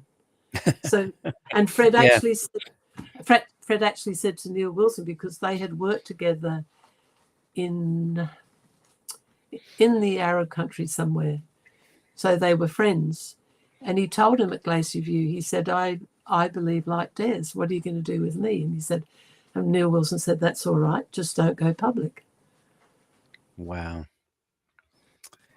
It's interesting, the incredible work Veltman did on the Ellen G. White Desire of Ages, 15 chapters about borrowing, for a 6 to 8 year, funded by the GC, exploration into whether Ellen White did borrow or not extensively, and his conclusions are devastating. And Robert Limbeck and I are going to do a series on that, a real deep dive, because the church never reveals the full extent of the Veltman study, just a 2-page kind of summary, and even worse, a 1-paragraph summary to the public, which was a little bit like that title that we read earlier in one of the previous letters that seemed to say nothing to see here. See, and after that, they took him out of being chairman of PUC right after Glacier View. They took him over to do that, and because it didn't go their way, they sort of sidelined him. You remember when you talked to Larry Mitchell, he wasn't into these issues at all. But Larry is a great guy, and he basically came on because he wanted to speak about his sorrow of what the way they treated Fred Beltman. Yes, yes. And But someone else was, Fred was a good guy. I got over it. yeah, I see these things and I feel let down. But yeah. he did come back and he said, And look, when you I see the didn't big understand picture what of it, happened. yeah, Yeah. when you see the big picture of it, it's not like we had social media back then. You No. often had, it was like you only got to see what was being presented to you by apologists for Ellen White and against Des. See, and I'd come out and said this to Fred, and then the next day, which was the Sabbath, Keith Parmenter, and this is the only time he had ever spoken to me personally, Wow. told me off for telling Fred that Des had been, well, Fred says I said that they took away Des's credentials, and of course they couldn't do that, but it was clearly all over because they gave him the 4-point letter, 2 points of which he couldn't possibly. He said, if you gave me, 100 years, I could not do that. And he refused. We talked last time, I think, we read out Des's commentary on Fred, and he said, I am not going to improve my situation at the expense of somebody else. But they couldn't understand that. Des was never politically minded. But those two things, he said, you could give me 100 years, I could never. But he did not resign. Now, later Parmenter said he resigned. Yeah. But see, because they'd be, what was I to do? They didn't say to me, don't say anything when you get outside this committee. And Fred said to me what happened. And I either said they fired Des or taken away his credentials. And then Parmenter basically said I was emotional and I misrepresented what happened in there. And of course, Fred thought I had. And then he found out, he gradually came around. And this is what these letters are about. He found out within 4 weeks that because he went on holiday. You were right. You were right.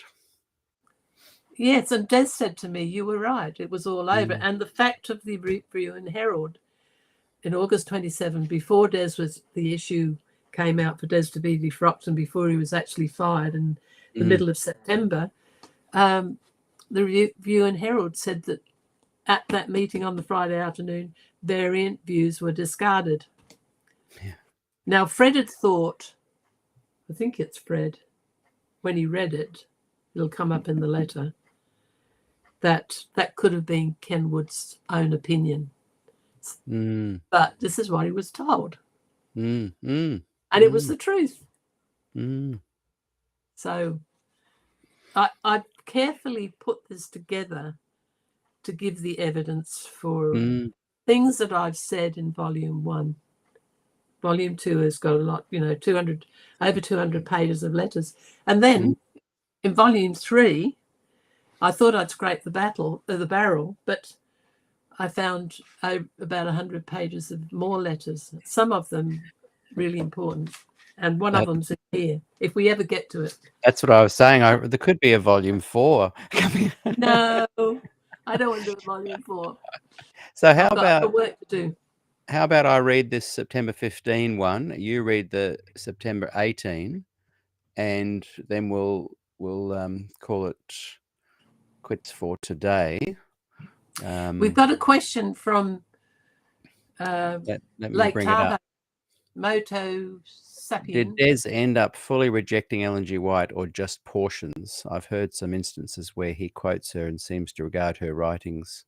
Sorry if you've already answered this for me. No, Des was very supportive of Ellen White, and he was supportive of her until she died. But he didn't have a traditional view of her inspiration. And so, I've talked before about how he got great insight when he went to do his Manchester thesis. It was based on what Ellen White had said about 2 Thessalonians 2, and he was trying to follow it up and do research on it.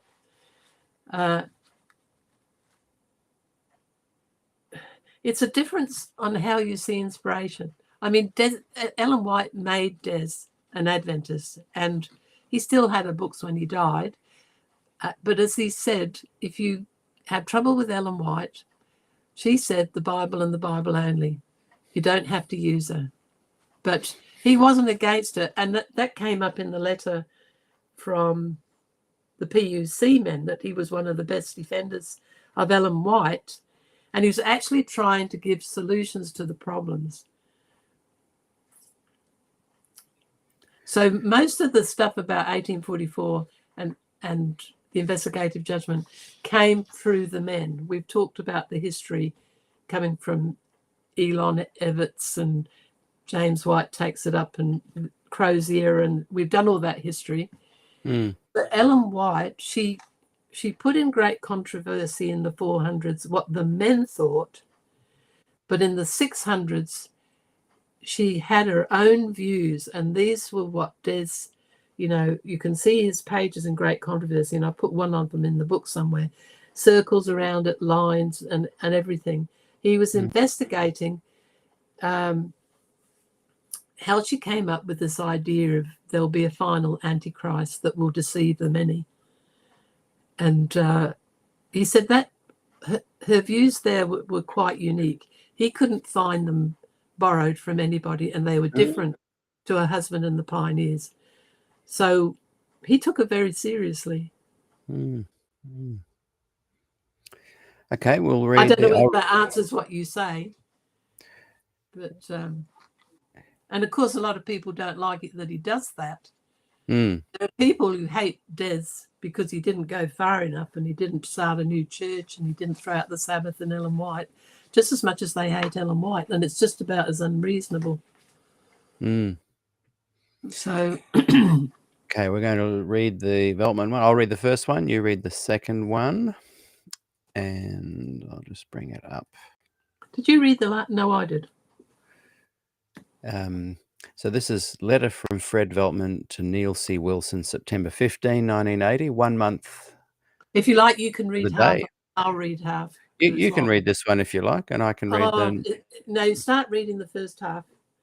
And it's all. This is also to C.E. Bradford, F.W. Furnick, W. Duncan Eva. Okay. That's it. Dear brethren, having talked with all of you a number of times at Glacier View over the matter of the sanctuary doctrine and Des Ford's role in the church, and not knowing how many of you would be in Washington this week, I've decided to write to each of you this letter. I think each of you knows me well enough by now to understand my interest and concern.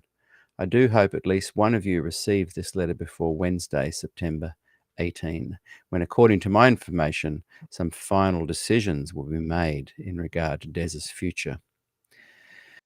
You will remember that in my presentation to the church administrators and teachers, I strongly supported the activities of the administrative leaders of the church in their handling thus far of this delicate situation. I did mention that in my judgment, it would have been wiser to have scholars, Des's peers, present when he was interviewed on that Friday afternoon. Aside from, so he's recognizing Des as a scholar there, Des's peers. Aside from that question in my mind, I was fully convinced that you and other brethren were doing everything possible to solve the problem in such a way as to permit Des to continue his ministry either in Australasian or Northern European divisions. It was with this strong support of the activities of the church administration that I wrote a letter to the PUC faculty suggesting that it was Des who was apparently not exercising a proper pastoral responsibility, and if this problem was not to be solved amicably, the onus would be on Des, not on the brethren in leadership, who were being very reasonable with Des, particularly in view of the serious threat that this issue posed for the church. I think that my position was one which was supported by most of those in attendance in Glacier View, particularly the scholars, and whose position I know more than that of others. As I left the Denver area, I think this is where the important transition occurs. Colorado. To take a few weeks vacation, it became more and more apparent to me that I had evidently misrepresented the views of my brethren. Misinterpreted. Oh, did I say misrepresented? Evidently misinterpreted the views of my brethren in administration. The viewpoint of the editor of the review, as expressed in the title of of a back-page article of the E22 issue claiming that Des's views had been rejected was just put down to editorial bias or PR purposes. In my opinion, and I know that many of my peers agreed with me, the views were neither Des's nor were they rejected. See below for my reasons for this opinion. The statements appearing in the next issue of the review were for the most part merely the public presentation of documents agreed to by the Sanctuary Review Committee. Since only a few scholars were involved in the writing of the 10-point statement on the Ford document stating the disagreements of his position with what was perceived to be the general view of the Church and concluded with an appeal to further study of the sanctuary doctrine, I, and no doubt many other scholars of the Church, had no serious problem with this particular article. Many of us were shocked, however, to notice the postscript inserted by the editor on page 7 of the September issue to make public at a time when negotiations were still in progress, the first reaction of Desmond Ford to the tentative proposal presented by Elder Parmenter and others of the General Conference, a proposal which had been revised shortly thereafter, as had been Desmond's response, seemed to me and others not only unwise but totally uncalled for. The printing of this information, particularly without the inclusion of the proposals, could only make the success of the negotiations less possible. I interpreted the publication of a partial report on what, in my judgment, should have been an in-house matter as far as official information is concerned, to be a decision of the editors of the review and not that of the church administrators. Even though there were voices proclaiming that Glacier View was a farce and that the church leaders had made up their minds prior to the discussions in Colorado, I strongly opposed such evaluations and interpretations. I am of this opinion still. I've been and still am convinced that the brethren in administration have been and are still seeking a solution to this problem which would provide unity in the church and which would deal honestly with the information we have available on the subject. As I travelled over the field on my way back to PUC, however, it became increasingly evident to me that there had been and still remained serious misunderstandings in regard to the doctrine of the sanctuary and how the current problem is to be treated. Scholars at SMC, Andrews, and PUC, and perhaps at our other educational institutions as well, were very unhappy at the turn of events since Glacier View. As these decisions of Prexad became known to me, I too came to question whether I had been duped at Glacier View. I concluded that there must be some misunderstanding.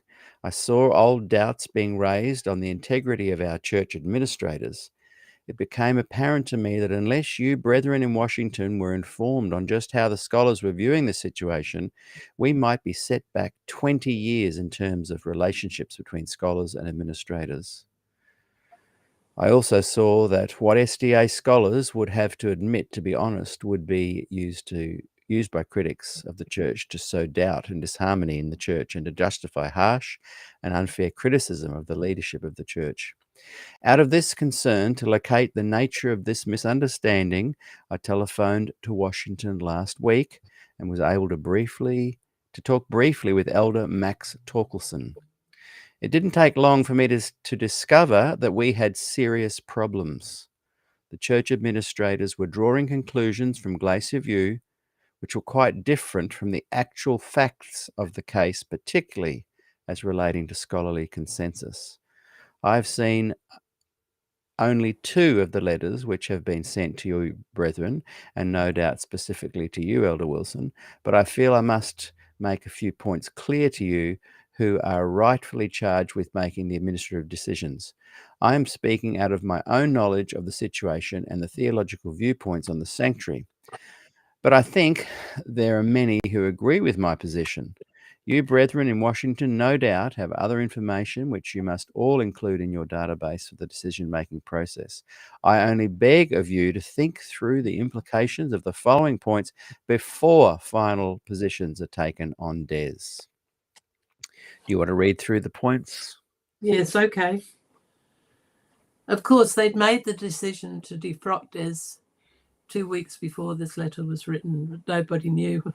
Yes, exactly. They basically notified Australia that they were to defrock Des, but I will talk about that more later. That was actually illegal. And the church lawyer, actually both church lawyers in Australia and USA, told Des he had a case to sue because of the wrong procedure. And Des wouldn't sue, he wasn't interested.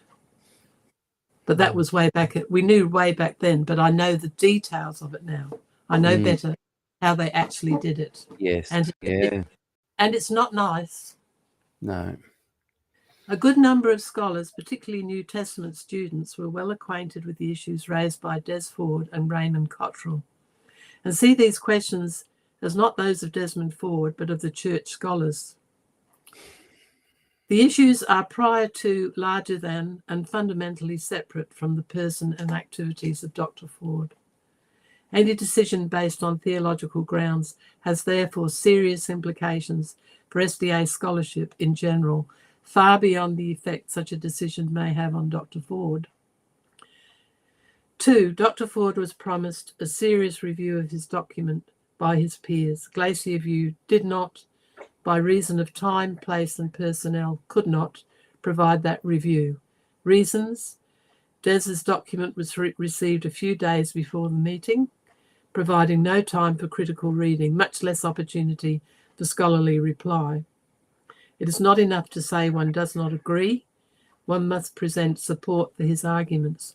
We did not need Glacier View to tell us that Des was presenting certain views which were not in agreement with our historical positions. Obviously, without answering argumentation, one could not expect Des to admit his positions were wrong. It was a good point. And it also said that Fred is saying that they didn't give Des any answers, which is what Des always said. The pre-committee certainly did not. And Glacier View was, the way it was set up, it wasn't able to do that.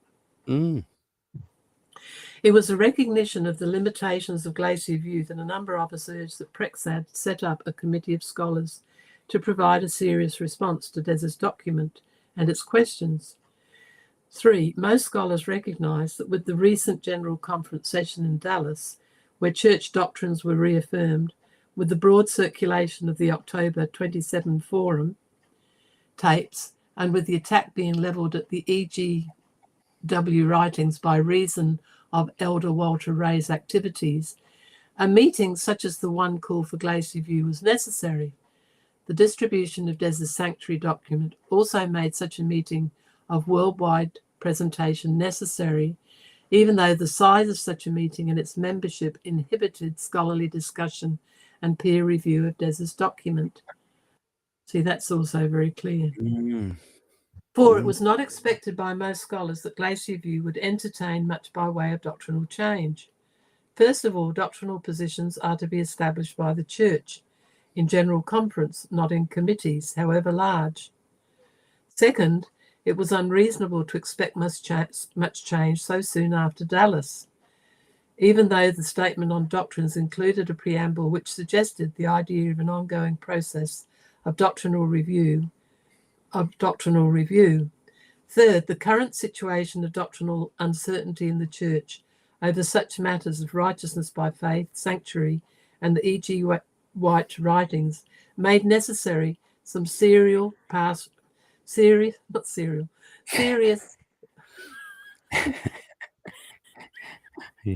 lost my track now. Pastoral nurturing and healing. The body, whether physical or sociological, can only stand so much trauma. Adventist scholars, enjoying for the first time in years a sense of fellowship and mutual rapport with church administrators, recognised that this was a time for bridge building. The scholars desired to demonstrate that they too have a pastoral concern. They wish to be recognised as part of church leadership, as obviously they are, and that they have both the desire and capacity for responsible leadership. Thus the scholars came seeking ways to compromise on statements and even positions where such are not vital to personal integrity or to biblical truth. After all, the current statements on church doctrines, as agreed to in Dallas, is carefully written not only to be accurate, to permit room for varying positions in areas where the evidence is not all that clear. 6, the scholars who have heard the tape of October 27 and or who served on the advisory committee and or have read the Ford document have recognised that the presentation of the sanctuary issues by Des is not always satisfactory when it comes to methodology and commentary. Mind you, again, nobody ever pointed out where his presentation was wrong. And part of it was that Des talked about the problems, which he said many of the scholars understood, but his solutions, not everybody agreed on the solutions. So even the ultimacy with which Des closed some of his positions is disappointing. He may have a point there. Therefore, it has been difficult for scholars to identify with certain of Des's positions, even though many are substantially in agreement with a number of his basic views. This agreement is not due to the arguments of Des. In fact, the agreement is in certain cases despite his exegesis. The thing I'd like to say to these guys is, okay, where is your Glacier View manuscript so that we can pick holes in yours? Yeah, yes. Yeah. The point I wish to make is that many of us hold similar positions based upon what I think in certain cases is a better and more consistent use of the evidence. There was not the opportunity to present such argumentation at Glacier View. You remember that I wrote to 150 SDA scholars last January asking for evidence pro or con on Des's position. There was not a great response, particularly based on biblical data. Dr. William Shea's 400-page document was not available to Des, the advisory committee, or to anyone, as far as I know, till a few days before Glacier View. His work needs careful evaluation too. It should not be concluded that his is correct, this is Shea's, merely because he comes out with the desired solution. Naturally, it must also not be concluded on that basis that he is incorrect. 7, the consensus statement on the sanctuary was recognised by many of us to be a great step forward. To admit that sacrificial blood does not defile the sanctuary, that the little horn is the primary defiling power, that the inner veil is the second veil, etc., is something new for Adventism. At the same time, the statement is so written as to include other perspectives as well. The fact that those of us from different points of view find the statement one with which we can agree is a credit to the statement and is a contribution to unity in the church. The scholars who, like myself, saw this as opening up of the sanctuary doctrine did not wish to rock the boats of others by pointing out the great advance of the statement. And that's a very important as well. We were after a meeting ground of minds, not after a statement which would only support one point of view. That's very, very good point. Very interesting. The 10-point statement was hurriedly written up by a small group of scholars. Remember the 6. The fact that Des admits that the 9 points relating to content are in conflict with the historical Adventist position does not in fact prove that they are such. A more important question is, does the church see these positions to be in conflict with our present understanding of the sanctuary doctrine? This is not a question for one scholar, Des, or 5, the small committee. He's saying 5 because Bob Spangler ran it and he wasn't a scholar. Or even the larger screening committee to determine, particularly without some wider involvement and a period of discussion and study. At any rate, to agree that positions are contrary to church teachings in the past is not to agree that such positions are wrong, i.e. without biblical support. If this be the criterion of orthodoxy, then we have no need of Glacier View meetings or even of Bible scholars or theologians. We can let the church historians teach what we should believe. I'm sure you brethren recognise the problem I'm addressing, even if I've stretched the point for emphasis' sake.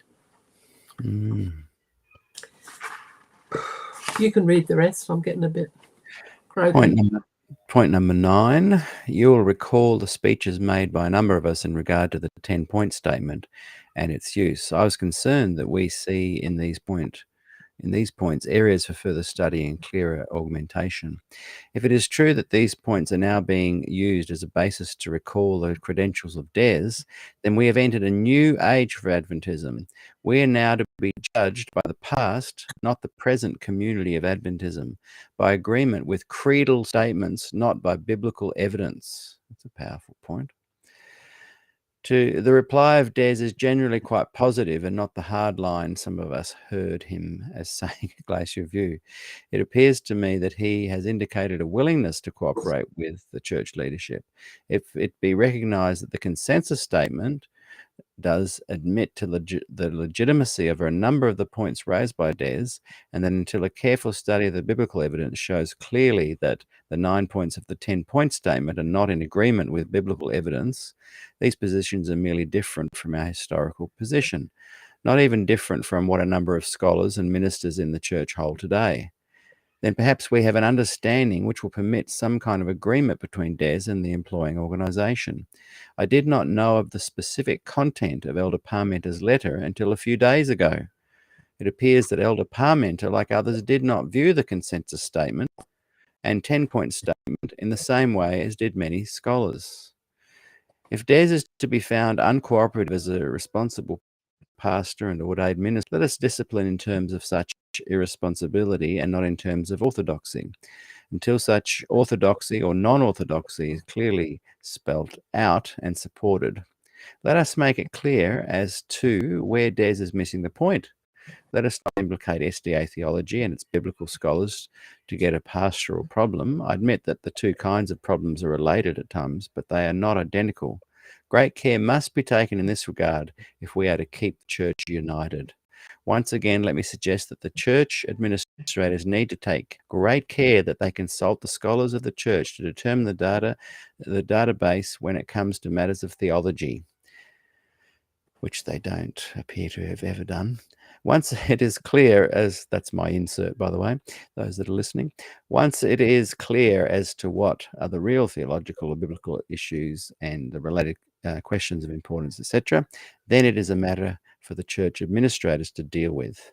The second meeting at Glacier View made it clear that both church administrators and teachers have their proper roles, and the Bible respects both roles. I trust, brethren, that my long letter and my attempt to be very open and frank may, with the other letters you have received, provide a more comprehensive database upon which you can support your position. It would be tragic for us as scholars to be quiet now when it appears that our quiet and calm response at Glacier View was erroneously interpreted as consent. My prayers are with you and your colleagues as you work and pray this problem through to what I and many others with me trust will be a conclusion that we will be pleased with not only now but in the future when such issues arise again. And yeah, they almost don't appear to have arisen again because of the firm hand that was brought down on anyone who questioned. I like that line. He said it would be tragic for us as scholars to be quiet now when it appears that our quiet and calm response at Glacier View was erroneously interpreted as consent. And yet, again, like I said before, they entered an era of quietness that exists to this day. See, Des was a scholar, but he was a scholar evangelist, and he came down from the ivory towers and spoke to ordinary people. That was a large part of what he did. So yeah, he thought it was important to tell people the truth. He thought that what the church taught should be based on the Bible. But to other scholars who didn't have the same personality or gifts, he was a bit of a, as I say, an exotic. Wayne Judge invited Des with Adrian Skoski to do the forum meeting. He's written a book. I've forgotten the name of it. In Process, or that's not right. But he's written his biography, and we knew Wayne. He's somebody that we had home for meals, and you'd have loved him.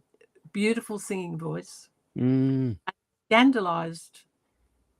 Well, I shouldn't go into it all, but he scandalized the people at PUC because he took the lead part in a musical for Camelot, the lead singing part, a beautiful bass voice, and of course. But to me, he was quite outrageous. He was outrageous in class. But he saw Des as outrageous, and I find that amazing because Des didn't even know who the Beatles were. I remember at college mentioning the Beatles. He thought they were insects. He was so conservative. He wasn't what they thought, and yet I was surprised Wayne portrays him as, this ebullient personality. To me, it just wasn't. But anyway, I suppose no. He was just clear and concisive, and yes, and it is, as we read these letters, I can see how they're all very, the way that back in the day, the way of writing to administrators seemed to be full of bows and scrapes and respect, and thank you so much for this, and we really appreciate what you're doing there, and this is awesome, and thank you for listening to our, but they then have a time where they do present like Des, but Des tended to get to the point fast. Was Des used to say Americans tend to be Oriental, so they put this smoothness, whereas Des, he was into doctrinal issues and countering them and so on. Maybe it was, but I don't see it as. But let's look at it this way. Look how he is remembered. Like, he is remembered with great fondness, and anyone who met him feels grateful that they did meet him, and the explosion of his content far outweighs any of these other scholars because he was so forthright.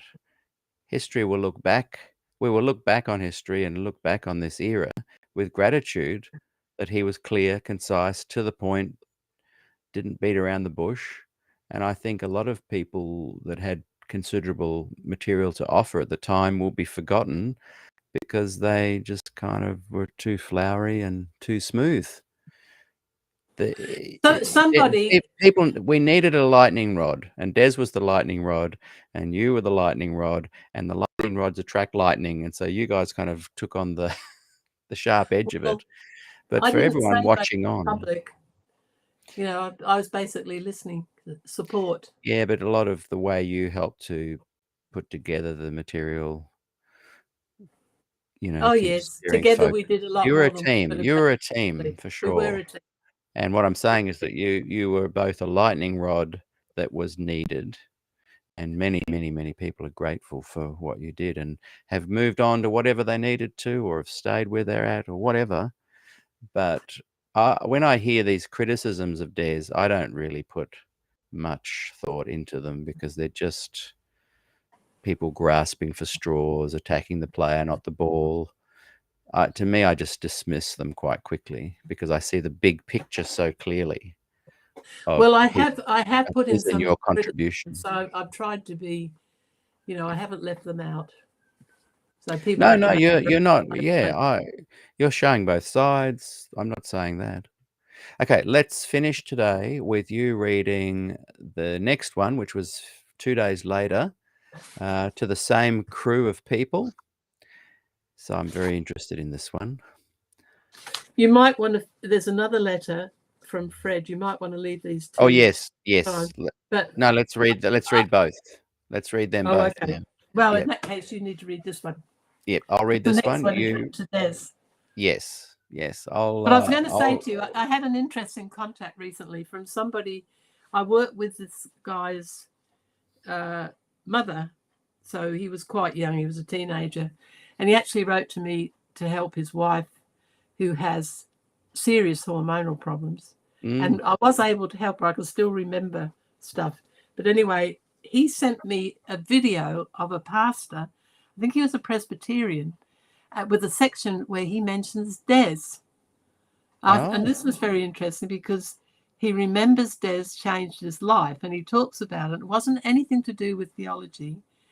It was because Des took an interest. It was on one of his many travels across the country, and he must have sat next to this guy. And he taught him about his education. And he advised him, he said, look, you're young, you're bright, don't wait until you've got young children. It's too hard on the children. And he advised him to go on. And he was talking about this to his congregation. And I thought, well, that was something I didn't know about it. But I mean, Des had many of those conversations with individuals, always trying to help them have a better life. Anyway. Yeah. And me personally have, only met Des. I did meet him a couple of times after meetings over the years, but properly that time when we did the podcast. And when you both came down for that program that I put on down here in Church in the Trees in Morisset, one of the big takeaways for me was that I really felt that Des valued my work, my content, my aspirations, my ambitions. He said, encourager. Yeah, he said a couple of times to me, and it really touched me, that he really valued what I was doing, and not in the way that he was like getting involved with it and saying, "Oh, this is good or that's bad." It was just this sense of me feeling encouraged, like you say, that really you really felt very special around him, and not in an egotistical way, just in that what you're doing matters. And I think it's important for us to all feel that what we're doing matters, whether someone agrees with it or not, that what you're doing matters. And that was a good takeaway for me. Okay, we're going to read this one. This is September 18 now, and it's the Veltman one. I am keen to do the Veltman ones today because I think that will tie off today's chat really well. Now, I may have just scrolled past it by mistake. I'll just bring it up, just double check I have page 20. Oh, page good. 20. Okay. Dear brethren, this letter is just a short addendum to my recent rather lengthy epistle in which I attempted to explain how many of the scholars in the church view the 10-point statement on Des's position and the consensus statement, part 1 and 2, treating Christ in the heavenly sanctuary to further support my arguments that many of us saw the 10-point statement as stating merely where the viewpoints of Des differed from the historical understanding of the various aspects of the sanctuary doctrine and methods of interpreting apocalyptic materials. I would call to your attention the way in which a number of reports were presented to the General Assembly. I'm sure you will remember that on a number of points, the secretaries of the various groups reported as follows: our group could not come to a consensus on this point. On this point, we could not agree, and so we have two views to set forth. Or, on this point, we recommend that the church give further study. These types of statements clearly indicated that the groups could not agree on some of Des's positions. Obviously, they were not concluding that Des was wrong. Indeed, by such reporting, it was clear that there were those in the various groups who were uncertain about the issues, agreed with Des, or recognized that we did not have enough evidence yet to say that Des was wrong. It surely seems to me, brethren, that any attempt to do justice to the views espoused by the Glacier View group must include the failures of the groups whose membership included pastors, church administrators, and church scholars to come to agreement. The implications of such non-agreement must surely be clear. In closing, let me add that while I have spoken from the perspective of one of the scholars, and that I have generalized my position as representing the viewpoints of many scholars, I surely admit that there were church administrators and pastors who were in agreement with these positions, and that there were also some scholars who were not in agreement. Thank you for hearing me out. I find myself unable to overstate the seriousness of the situation for the church for the future of church unity, whether in doctrine, organization, or mission, if these viewpoints, which are shared by many in the church, are not given their due consideration. And here we are, 42 years later. This is me adding to this. 42 years later, that is that was almost a foreboding premonition or prediction of what would happen, and it has happened. Well, of course, they ignored what Fred said, but you can see how thorough Fred is. How fair. How I thorough. wish He's a true scholar. I wish I'd met him. Oh, you'd have liked to. They were very, very nice people. And now Renee, this is wife. This one you're about to, and she's still alive, is she? I'm not sure. She might have been gone. Right. She's very friendly with the Frames, Bob Frame, and she was alive when we wrote to them, but that's a long time ago. Probably. Okay, so this is now the letter that Fred writes to Des, sort of apologising. This is the day before. Yeah, well, then he wrote this other letter. He thought of something else. It's sort of between the other two letters. And occasionally Fred would come to Des's meetings. I think they came to visit us at the house. You know, they remained friends. So we were very sad. Did you have communication with him during the time period, the 6 to 8 years where he was working on the Ellen White borrowing research? Not really. There wasn't. While he was in California, we saw him, and I think that they lived at some time in the Carolinas or somewhere down there, Atlanta or something, because he would occasionally come to Des's Good News meetings. Always very, very friendly. Right. Always. September the 17th, 1980. And I should point out, you'll gather, Fred doesn't altogether agree with Des on his ideas. And he questions things. And yet the things that he says are still valuable evidence for what really happened. Oh, yeah. And the bottom line is he didn't believe in investigative judgment. So he essentially agreed with this, but he wasn't really a speaker. And, you know, anyway, September 17th, 1980, when we were in Newcastle, California. Dear Des, there's been a lot of water under the bridge since the Glacier View meeting on the sanctuary. I'd like to take this opportunity to bring you up to date on a couple of items, particularly in respect to my activities in regard to the current sanctuary discussion in the church. When the Glacier View meetings concluded, I was under the impression, for one or two who had seen Elder Parmenter's letter to you, that it was a very reasonable letter, and on that basis, it was hoped that you could agree to a positive response. When in my last conversation with you, it seemed you would not be able to do so, I, of course, was disappointed and mentioned how it appeared to me that perhaps you lacked a pastoral sensitivity. You've got to remember with this one that the way the 4 points of Parmenter's letter were presented to Des in the Prexad meeting, they were very harsh.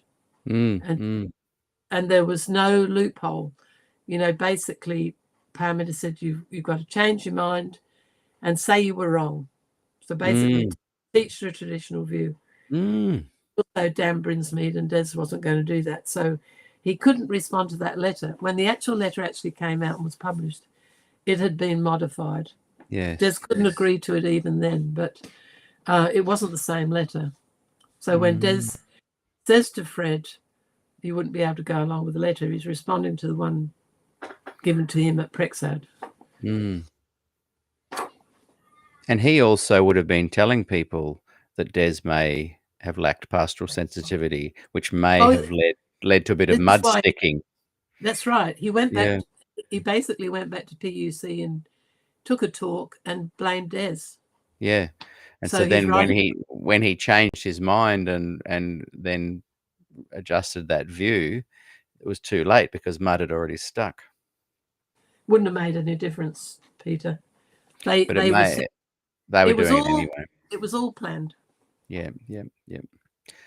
Okay, It carry was on. in that context that I wrote my letter to the faculty, so that there would be some report to the faculty when the brethren returned to PUC.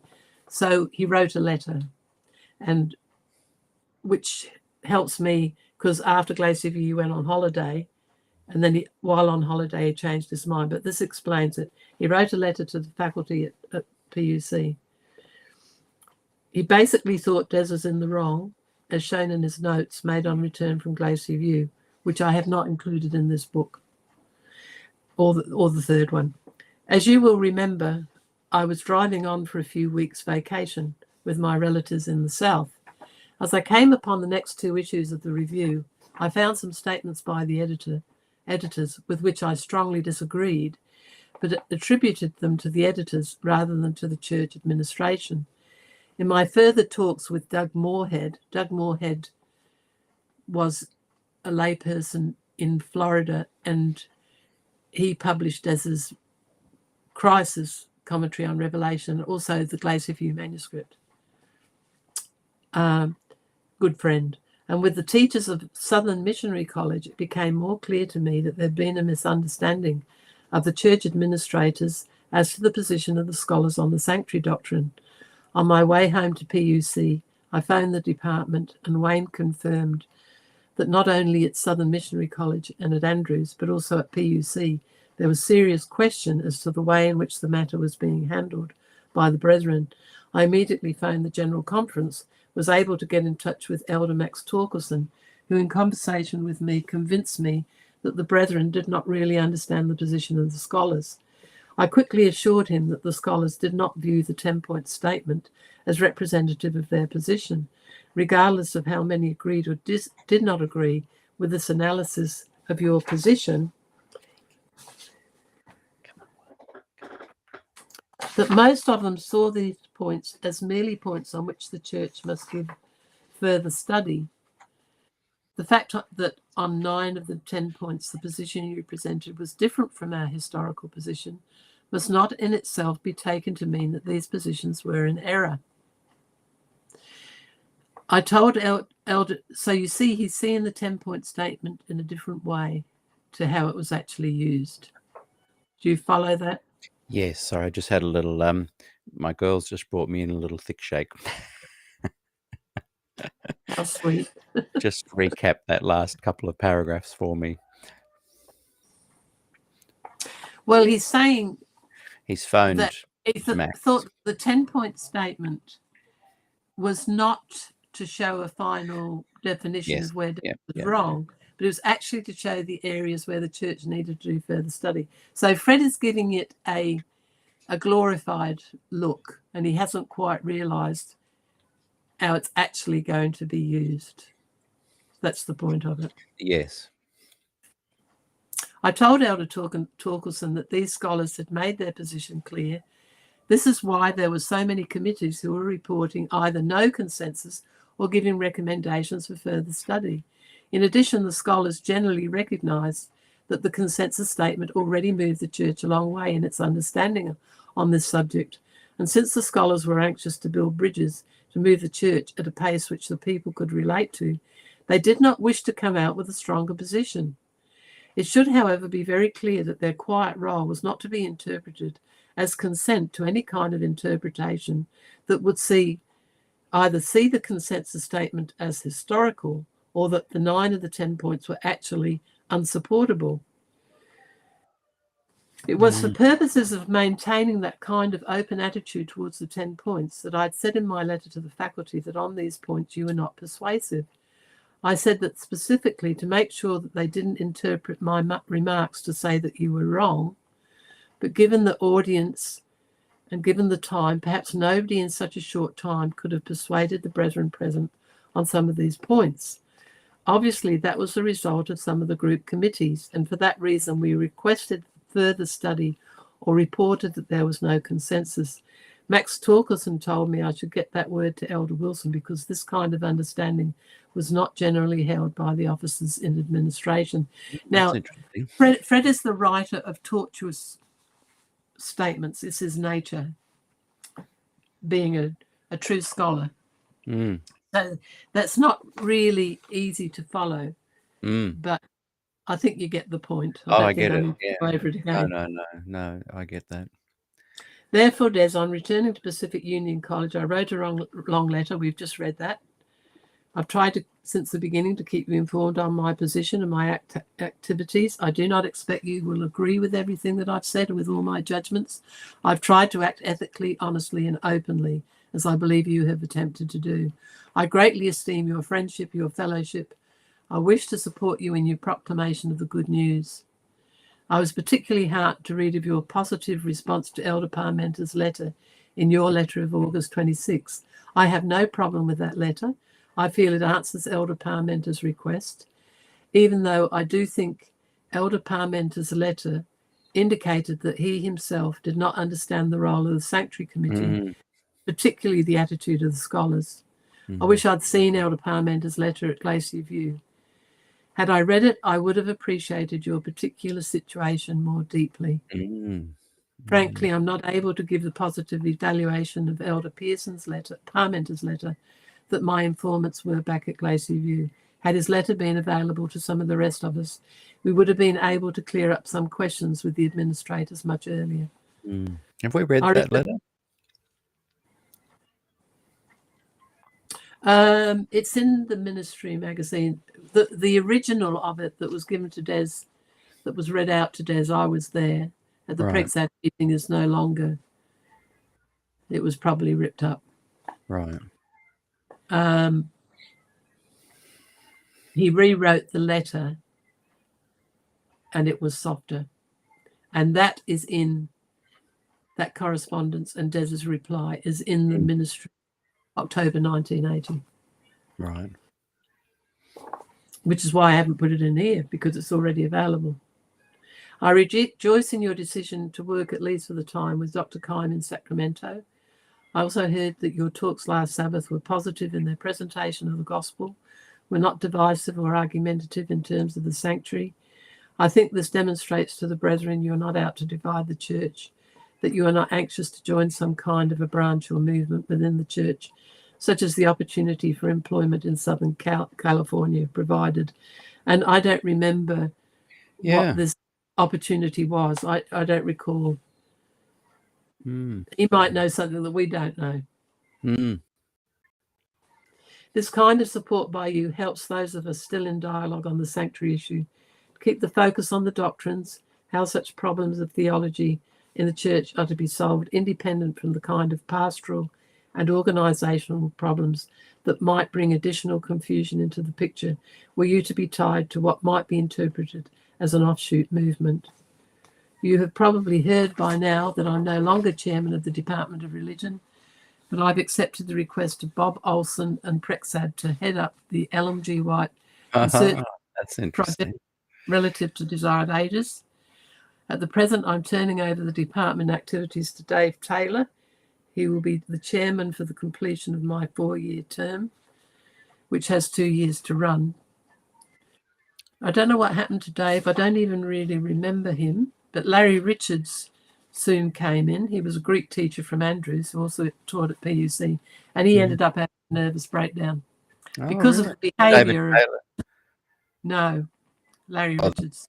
Sorry, Larry. They ultimately saved his bacon by giving him a job at Andrews, but he had to deal with Erwin Gain and Dennis Preby, and, you know, they behaved even worse after Glacier View. Poor old Larry. We saw him while we were still in America. He told us about it. And he was such a soft, lovely person. It was a shame. I will also let you know of how things are progressing from my perspective and my activities. Please also give my greetings and best wishes to Jill and to Luke.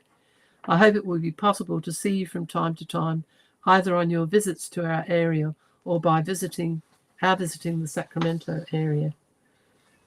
Mm. So this date is in 1980, and they were still at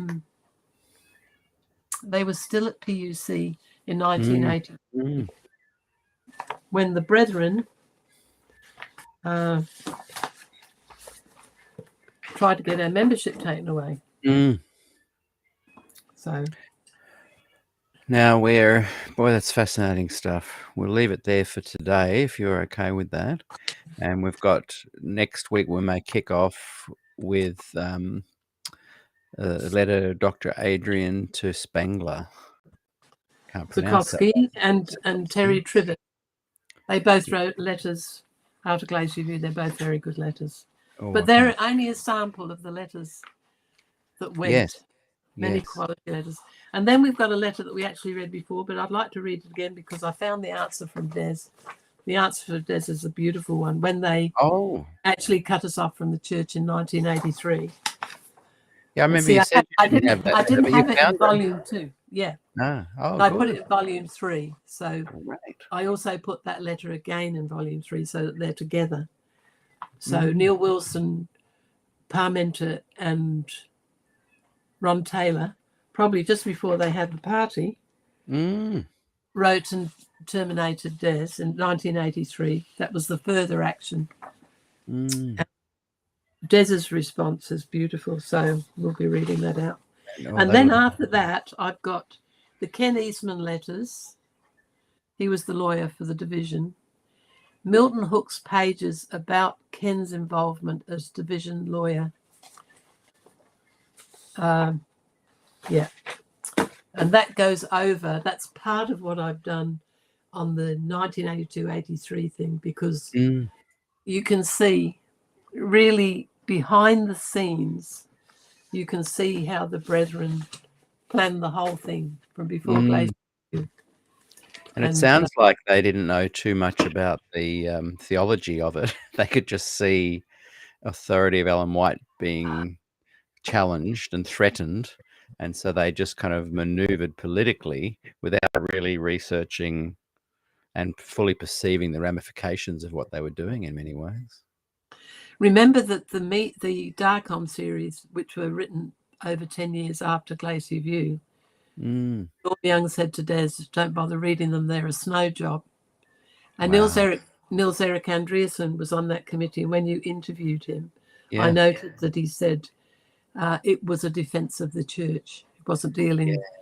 And then Roy Ingram wrote a number of things about it that are online, where he said that only 2 or 3% of what they dealt with in that book actually related to Des's major arguments.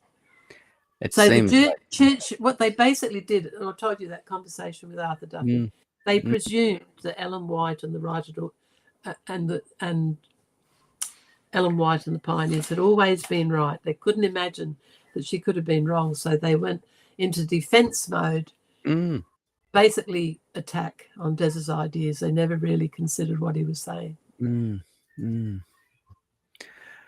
Thank you, Gillian, for all you do and for all you've done. And thank you for being on today's program. This is season 4, episode 22. And I've written 4 of 6, but we can change the latter number as we go, because I think this is a really important and definitive series of letters that we're reading that really help people understand what went on at Glacier View.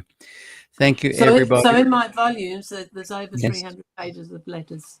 Yes. And there are other documents, and there's some really good stuff in there. Can you hold up one of the books for us again? I highly recommend go and buy these 2 and then look forward to volume 3. Ultimately, really great. I'll put them on Des's website as PDF so people can download them, but I'm not ready to do that yet. No. Mainly because I haven't finished the 3rd one. But as I say, they weren't planned. And it came out directly because of what was happening at Archives. And my fears for the future of the collection, which I think will just stay in boxes, and you're going to have to fight your way in and look through the boxes to find anything. But here, I've given them to you on a plate, a paper plate. I visited the Archive Centre when they were doing some movement from the SPD to there and to here, and it was all changing. And I was going to meet Rose, but she wasn't there that day. So someone ushered me into this big room, and there were tables and tables, trestle tables, filled with Des Ford documents and letters, like tables of them. And I just kind of was randomly flicking through. And what happens to all of those? Like, I know you've had a lot of material you've donated, but that was the collection that I sent. So there are over 11,000 books. I never got a final number. 15 of one book in there, which I thought was great.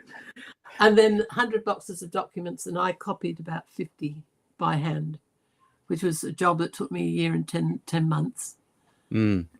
These are some of the documents that I've pulled out on your request. And what I've been putting, the major ones, the correspondence, and some of Des's position papers, stuff that you wouldn't be able to easily find. I've sort of made it accessible. But they were catalogued, put in folders and put in boxes, as I understand it. They haven't been digitised, and I don't think that Avondale will they're not big on online. No. So this is my solution. I don't worry about it, because I thought, if some the people overseas would have loved to have that collection, but we're Australian. Des's main work was done here, and we left it in our will. And I don't particularly want to move the collection around. But I thought, well, this is a solution. I can make books. I'm going to put them into books. Yeah. But it wasn't planned. And I guess what I'm saying is that I'm sure not only your material was there, but there would have been thousands or hundreds of documents from other people that have sent it into the Heritage Centre. And I just feel like they may never see the light of day. Does that worry you? Like, there's some fascinating... I remember reading some, and there was some from the Pacific Islands, letters to Des or Des to people up there. I remember seeing some on that, and I thought, well, like, it was like a whole room of... I'm talking a room, like a warehouse size, 40 square meters at least, like a large room with just trestle table after trestle table, and I just walked up and down them, and most of them were Des Ford related. Well, I'm completely at peace about it, because they catalogued Des's library, which was important. You need to know what you had in his library for historical purpose.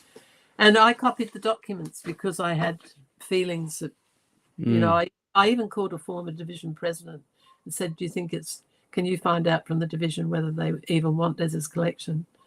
He didn't do that. He asked somebody at Avondale, which wasn't terribly helpful. But in the end, I decided, look, if it was sent overseas, like last year I wanted it, and PUC were interested, but they didn't really pursue it. And I thought, well, it could all be sunk at sea. Yeah. It's a lot of money.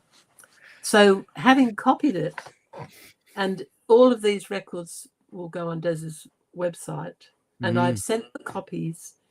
They're through Gil Valentine there last year. I sent them to PUC, and ultimately I will send them to Andrews and GC Archives. So, they're available. What happens to the collection is, I'm not going to worry about it. Yeah.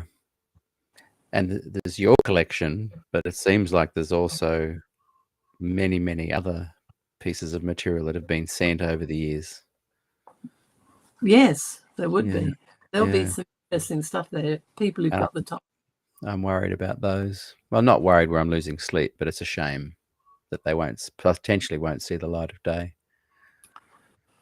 But I do have storage. Well, things can change.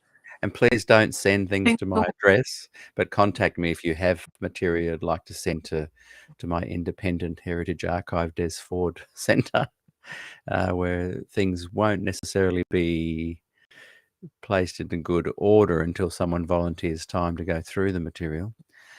However, they will be safe for future generations to take on. It's amazing how, you know, I look at it as a providential thing, that things happen and get dropped in my hands at key times. And I've had some, I can't think of them right now, and I've said it before, but I'd finished my book. I've got 3 prefaces, well, 2 or 3 at the beginning of this volume. And, and I'd put in a chapter. Bob Brinsmead in 1975 wrote a theology of Ellen White. And I put in the one on sanctification because it's actually very, very good. And scholarly types will, you know, it's the best thing on sanctification and Ellen White that anybody's done. And Fleetwood Mac told me about it. Who had done this one? Bob Brinsmead.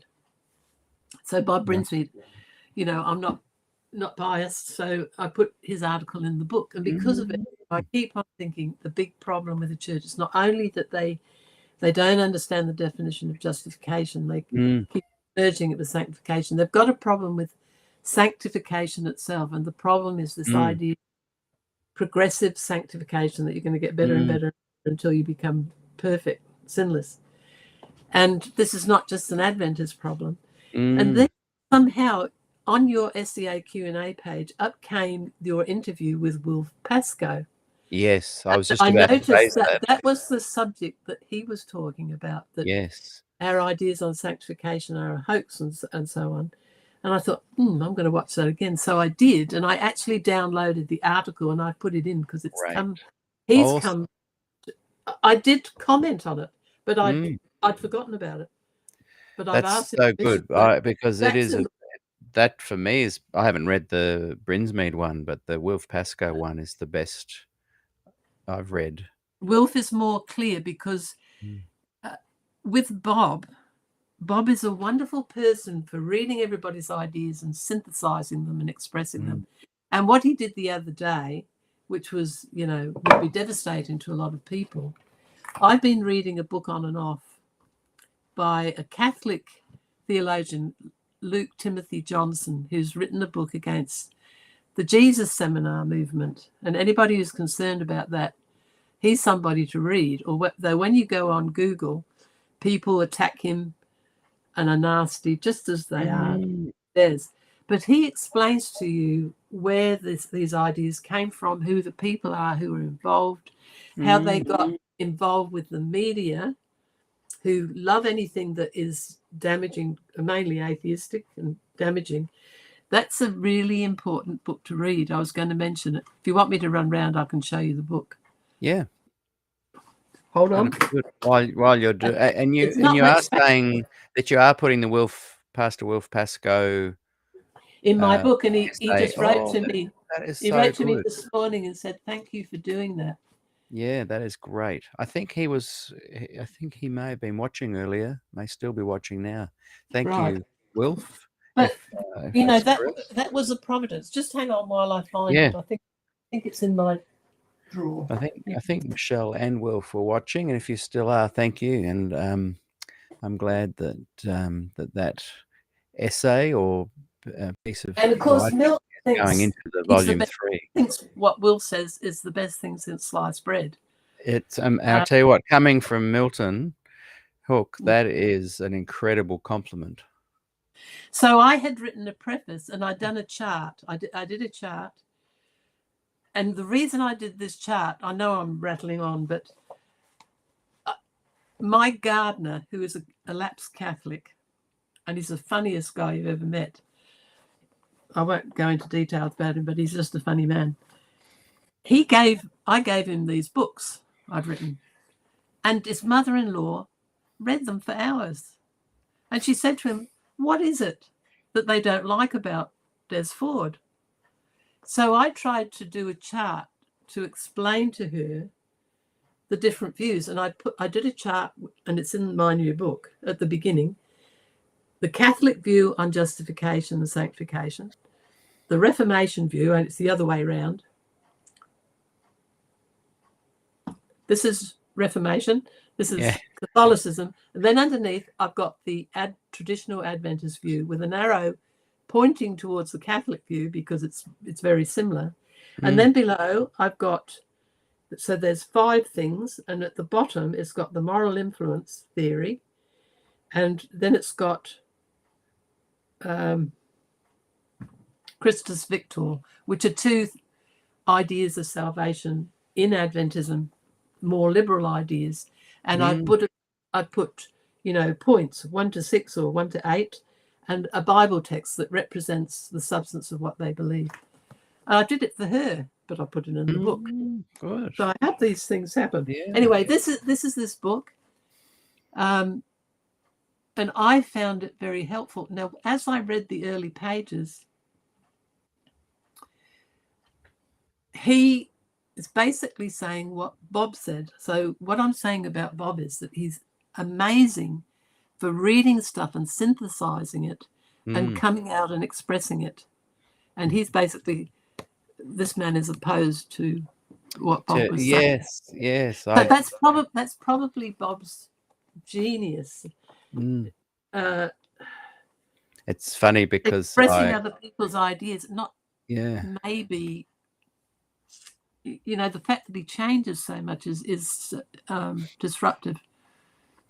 But that doesn't worry me, but that's my personality. Like I can understand people changing. I've changed, and I kind of resonated and have researched a lot of what he said. But now that you've given this book, I'm the kind of person that also likes to go and, oh, well, let's check out what other people are saying as well. So I can't synthesize anything. He'd just written 2 volumes on Paul, and I bought them, which I shouldn't have done. I haven't had time to read them, but I have somewhat read this, at least part of it. And I looked through Righteousness by Faith and Justification, nothing on it. So it's sort of interesting, all this controversy. Anyway, for the right sort of mind, I mean, Des would love these books. He'd be very pleased with me. He already was, but he'd be very pleased with me. I'm sure he would and was. Well, we're going to leave it there. Thank you very much, Gillian. Okay. Been fantastic having a conversation with you. We'll book in next week, those watching. Same time we start today, which is 11:30 Sydney, New South Wales time. Check your clocks. And there are people watching. Was it George Tishi? Didn't I nominate you as our time zone person, George? Whenever I put something, just message in the comments a list of what the other time zones are. That was very helpful. You did that. Okay, well, we will say farewell. Sorry? Can I stay on just for a minute afterwards? Yes, So I'll just sure hang on the sidelines. Sure can. Bye-bye, everybody. See you, everyone. Thank you very much, Gillian, and we'll look forward to catching everyone again next week.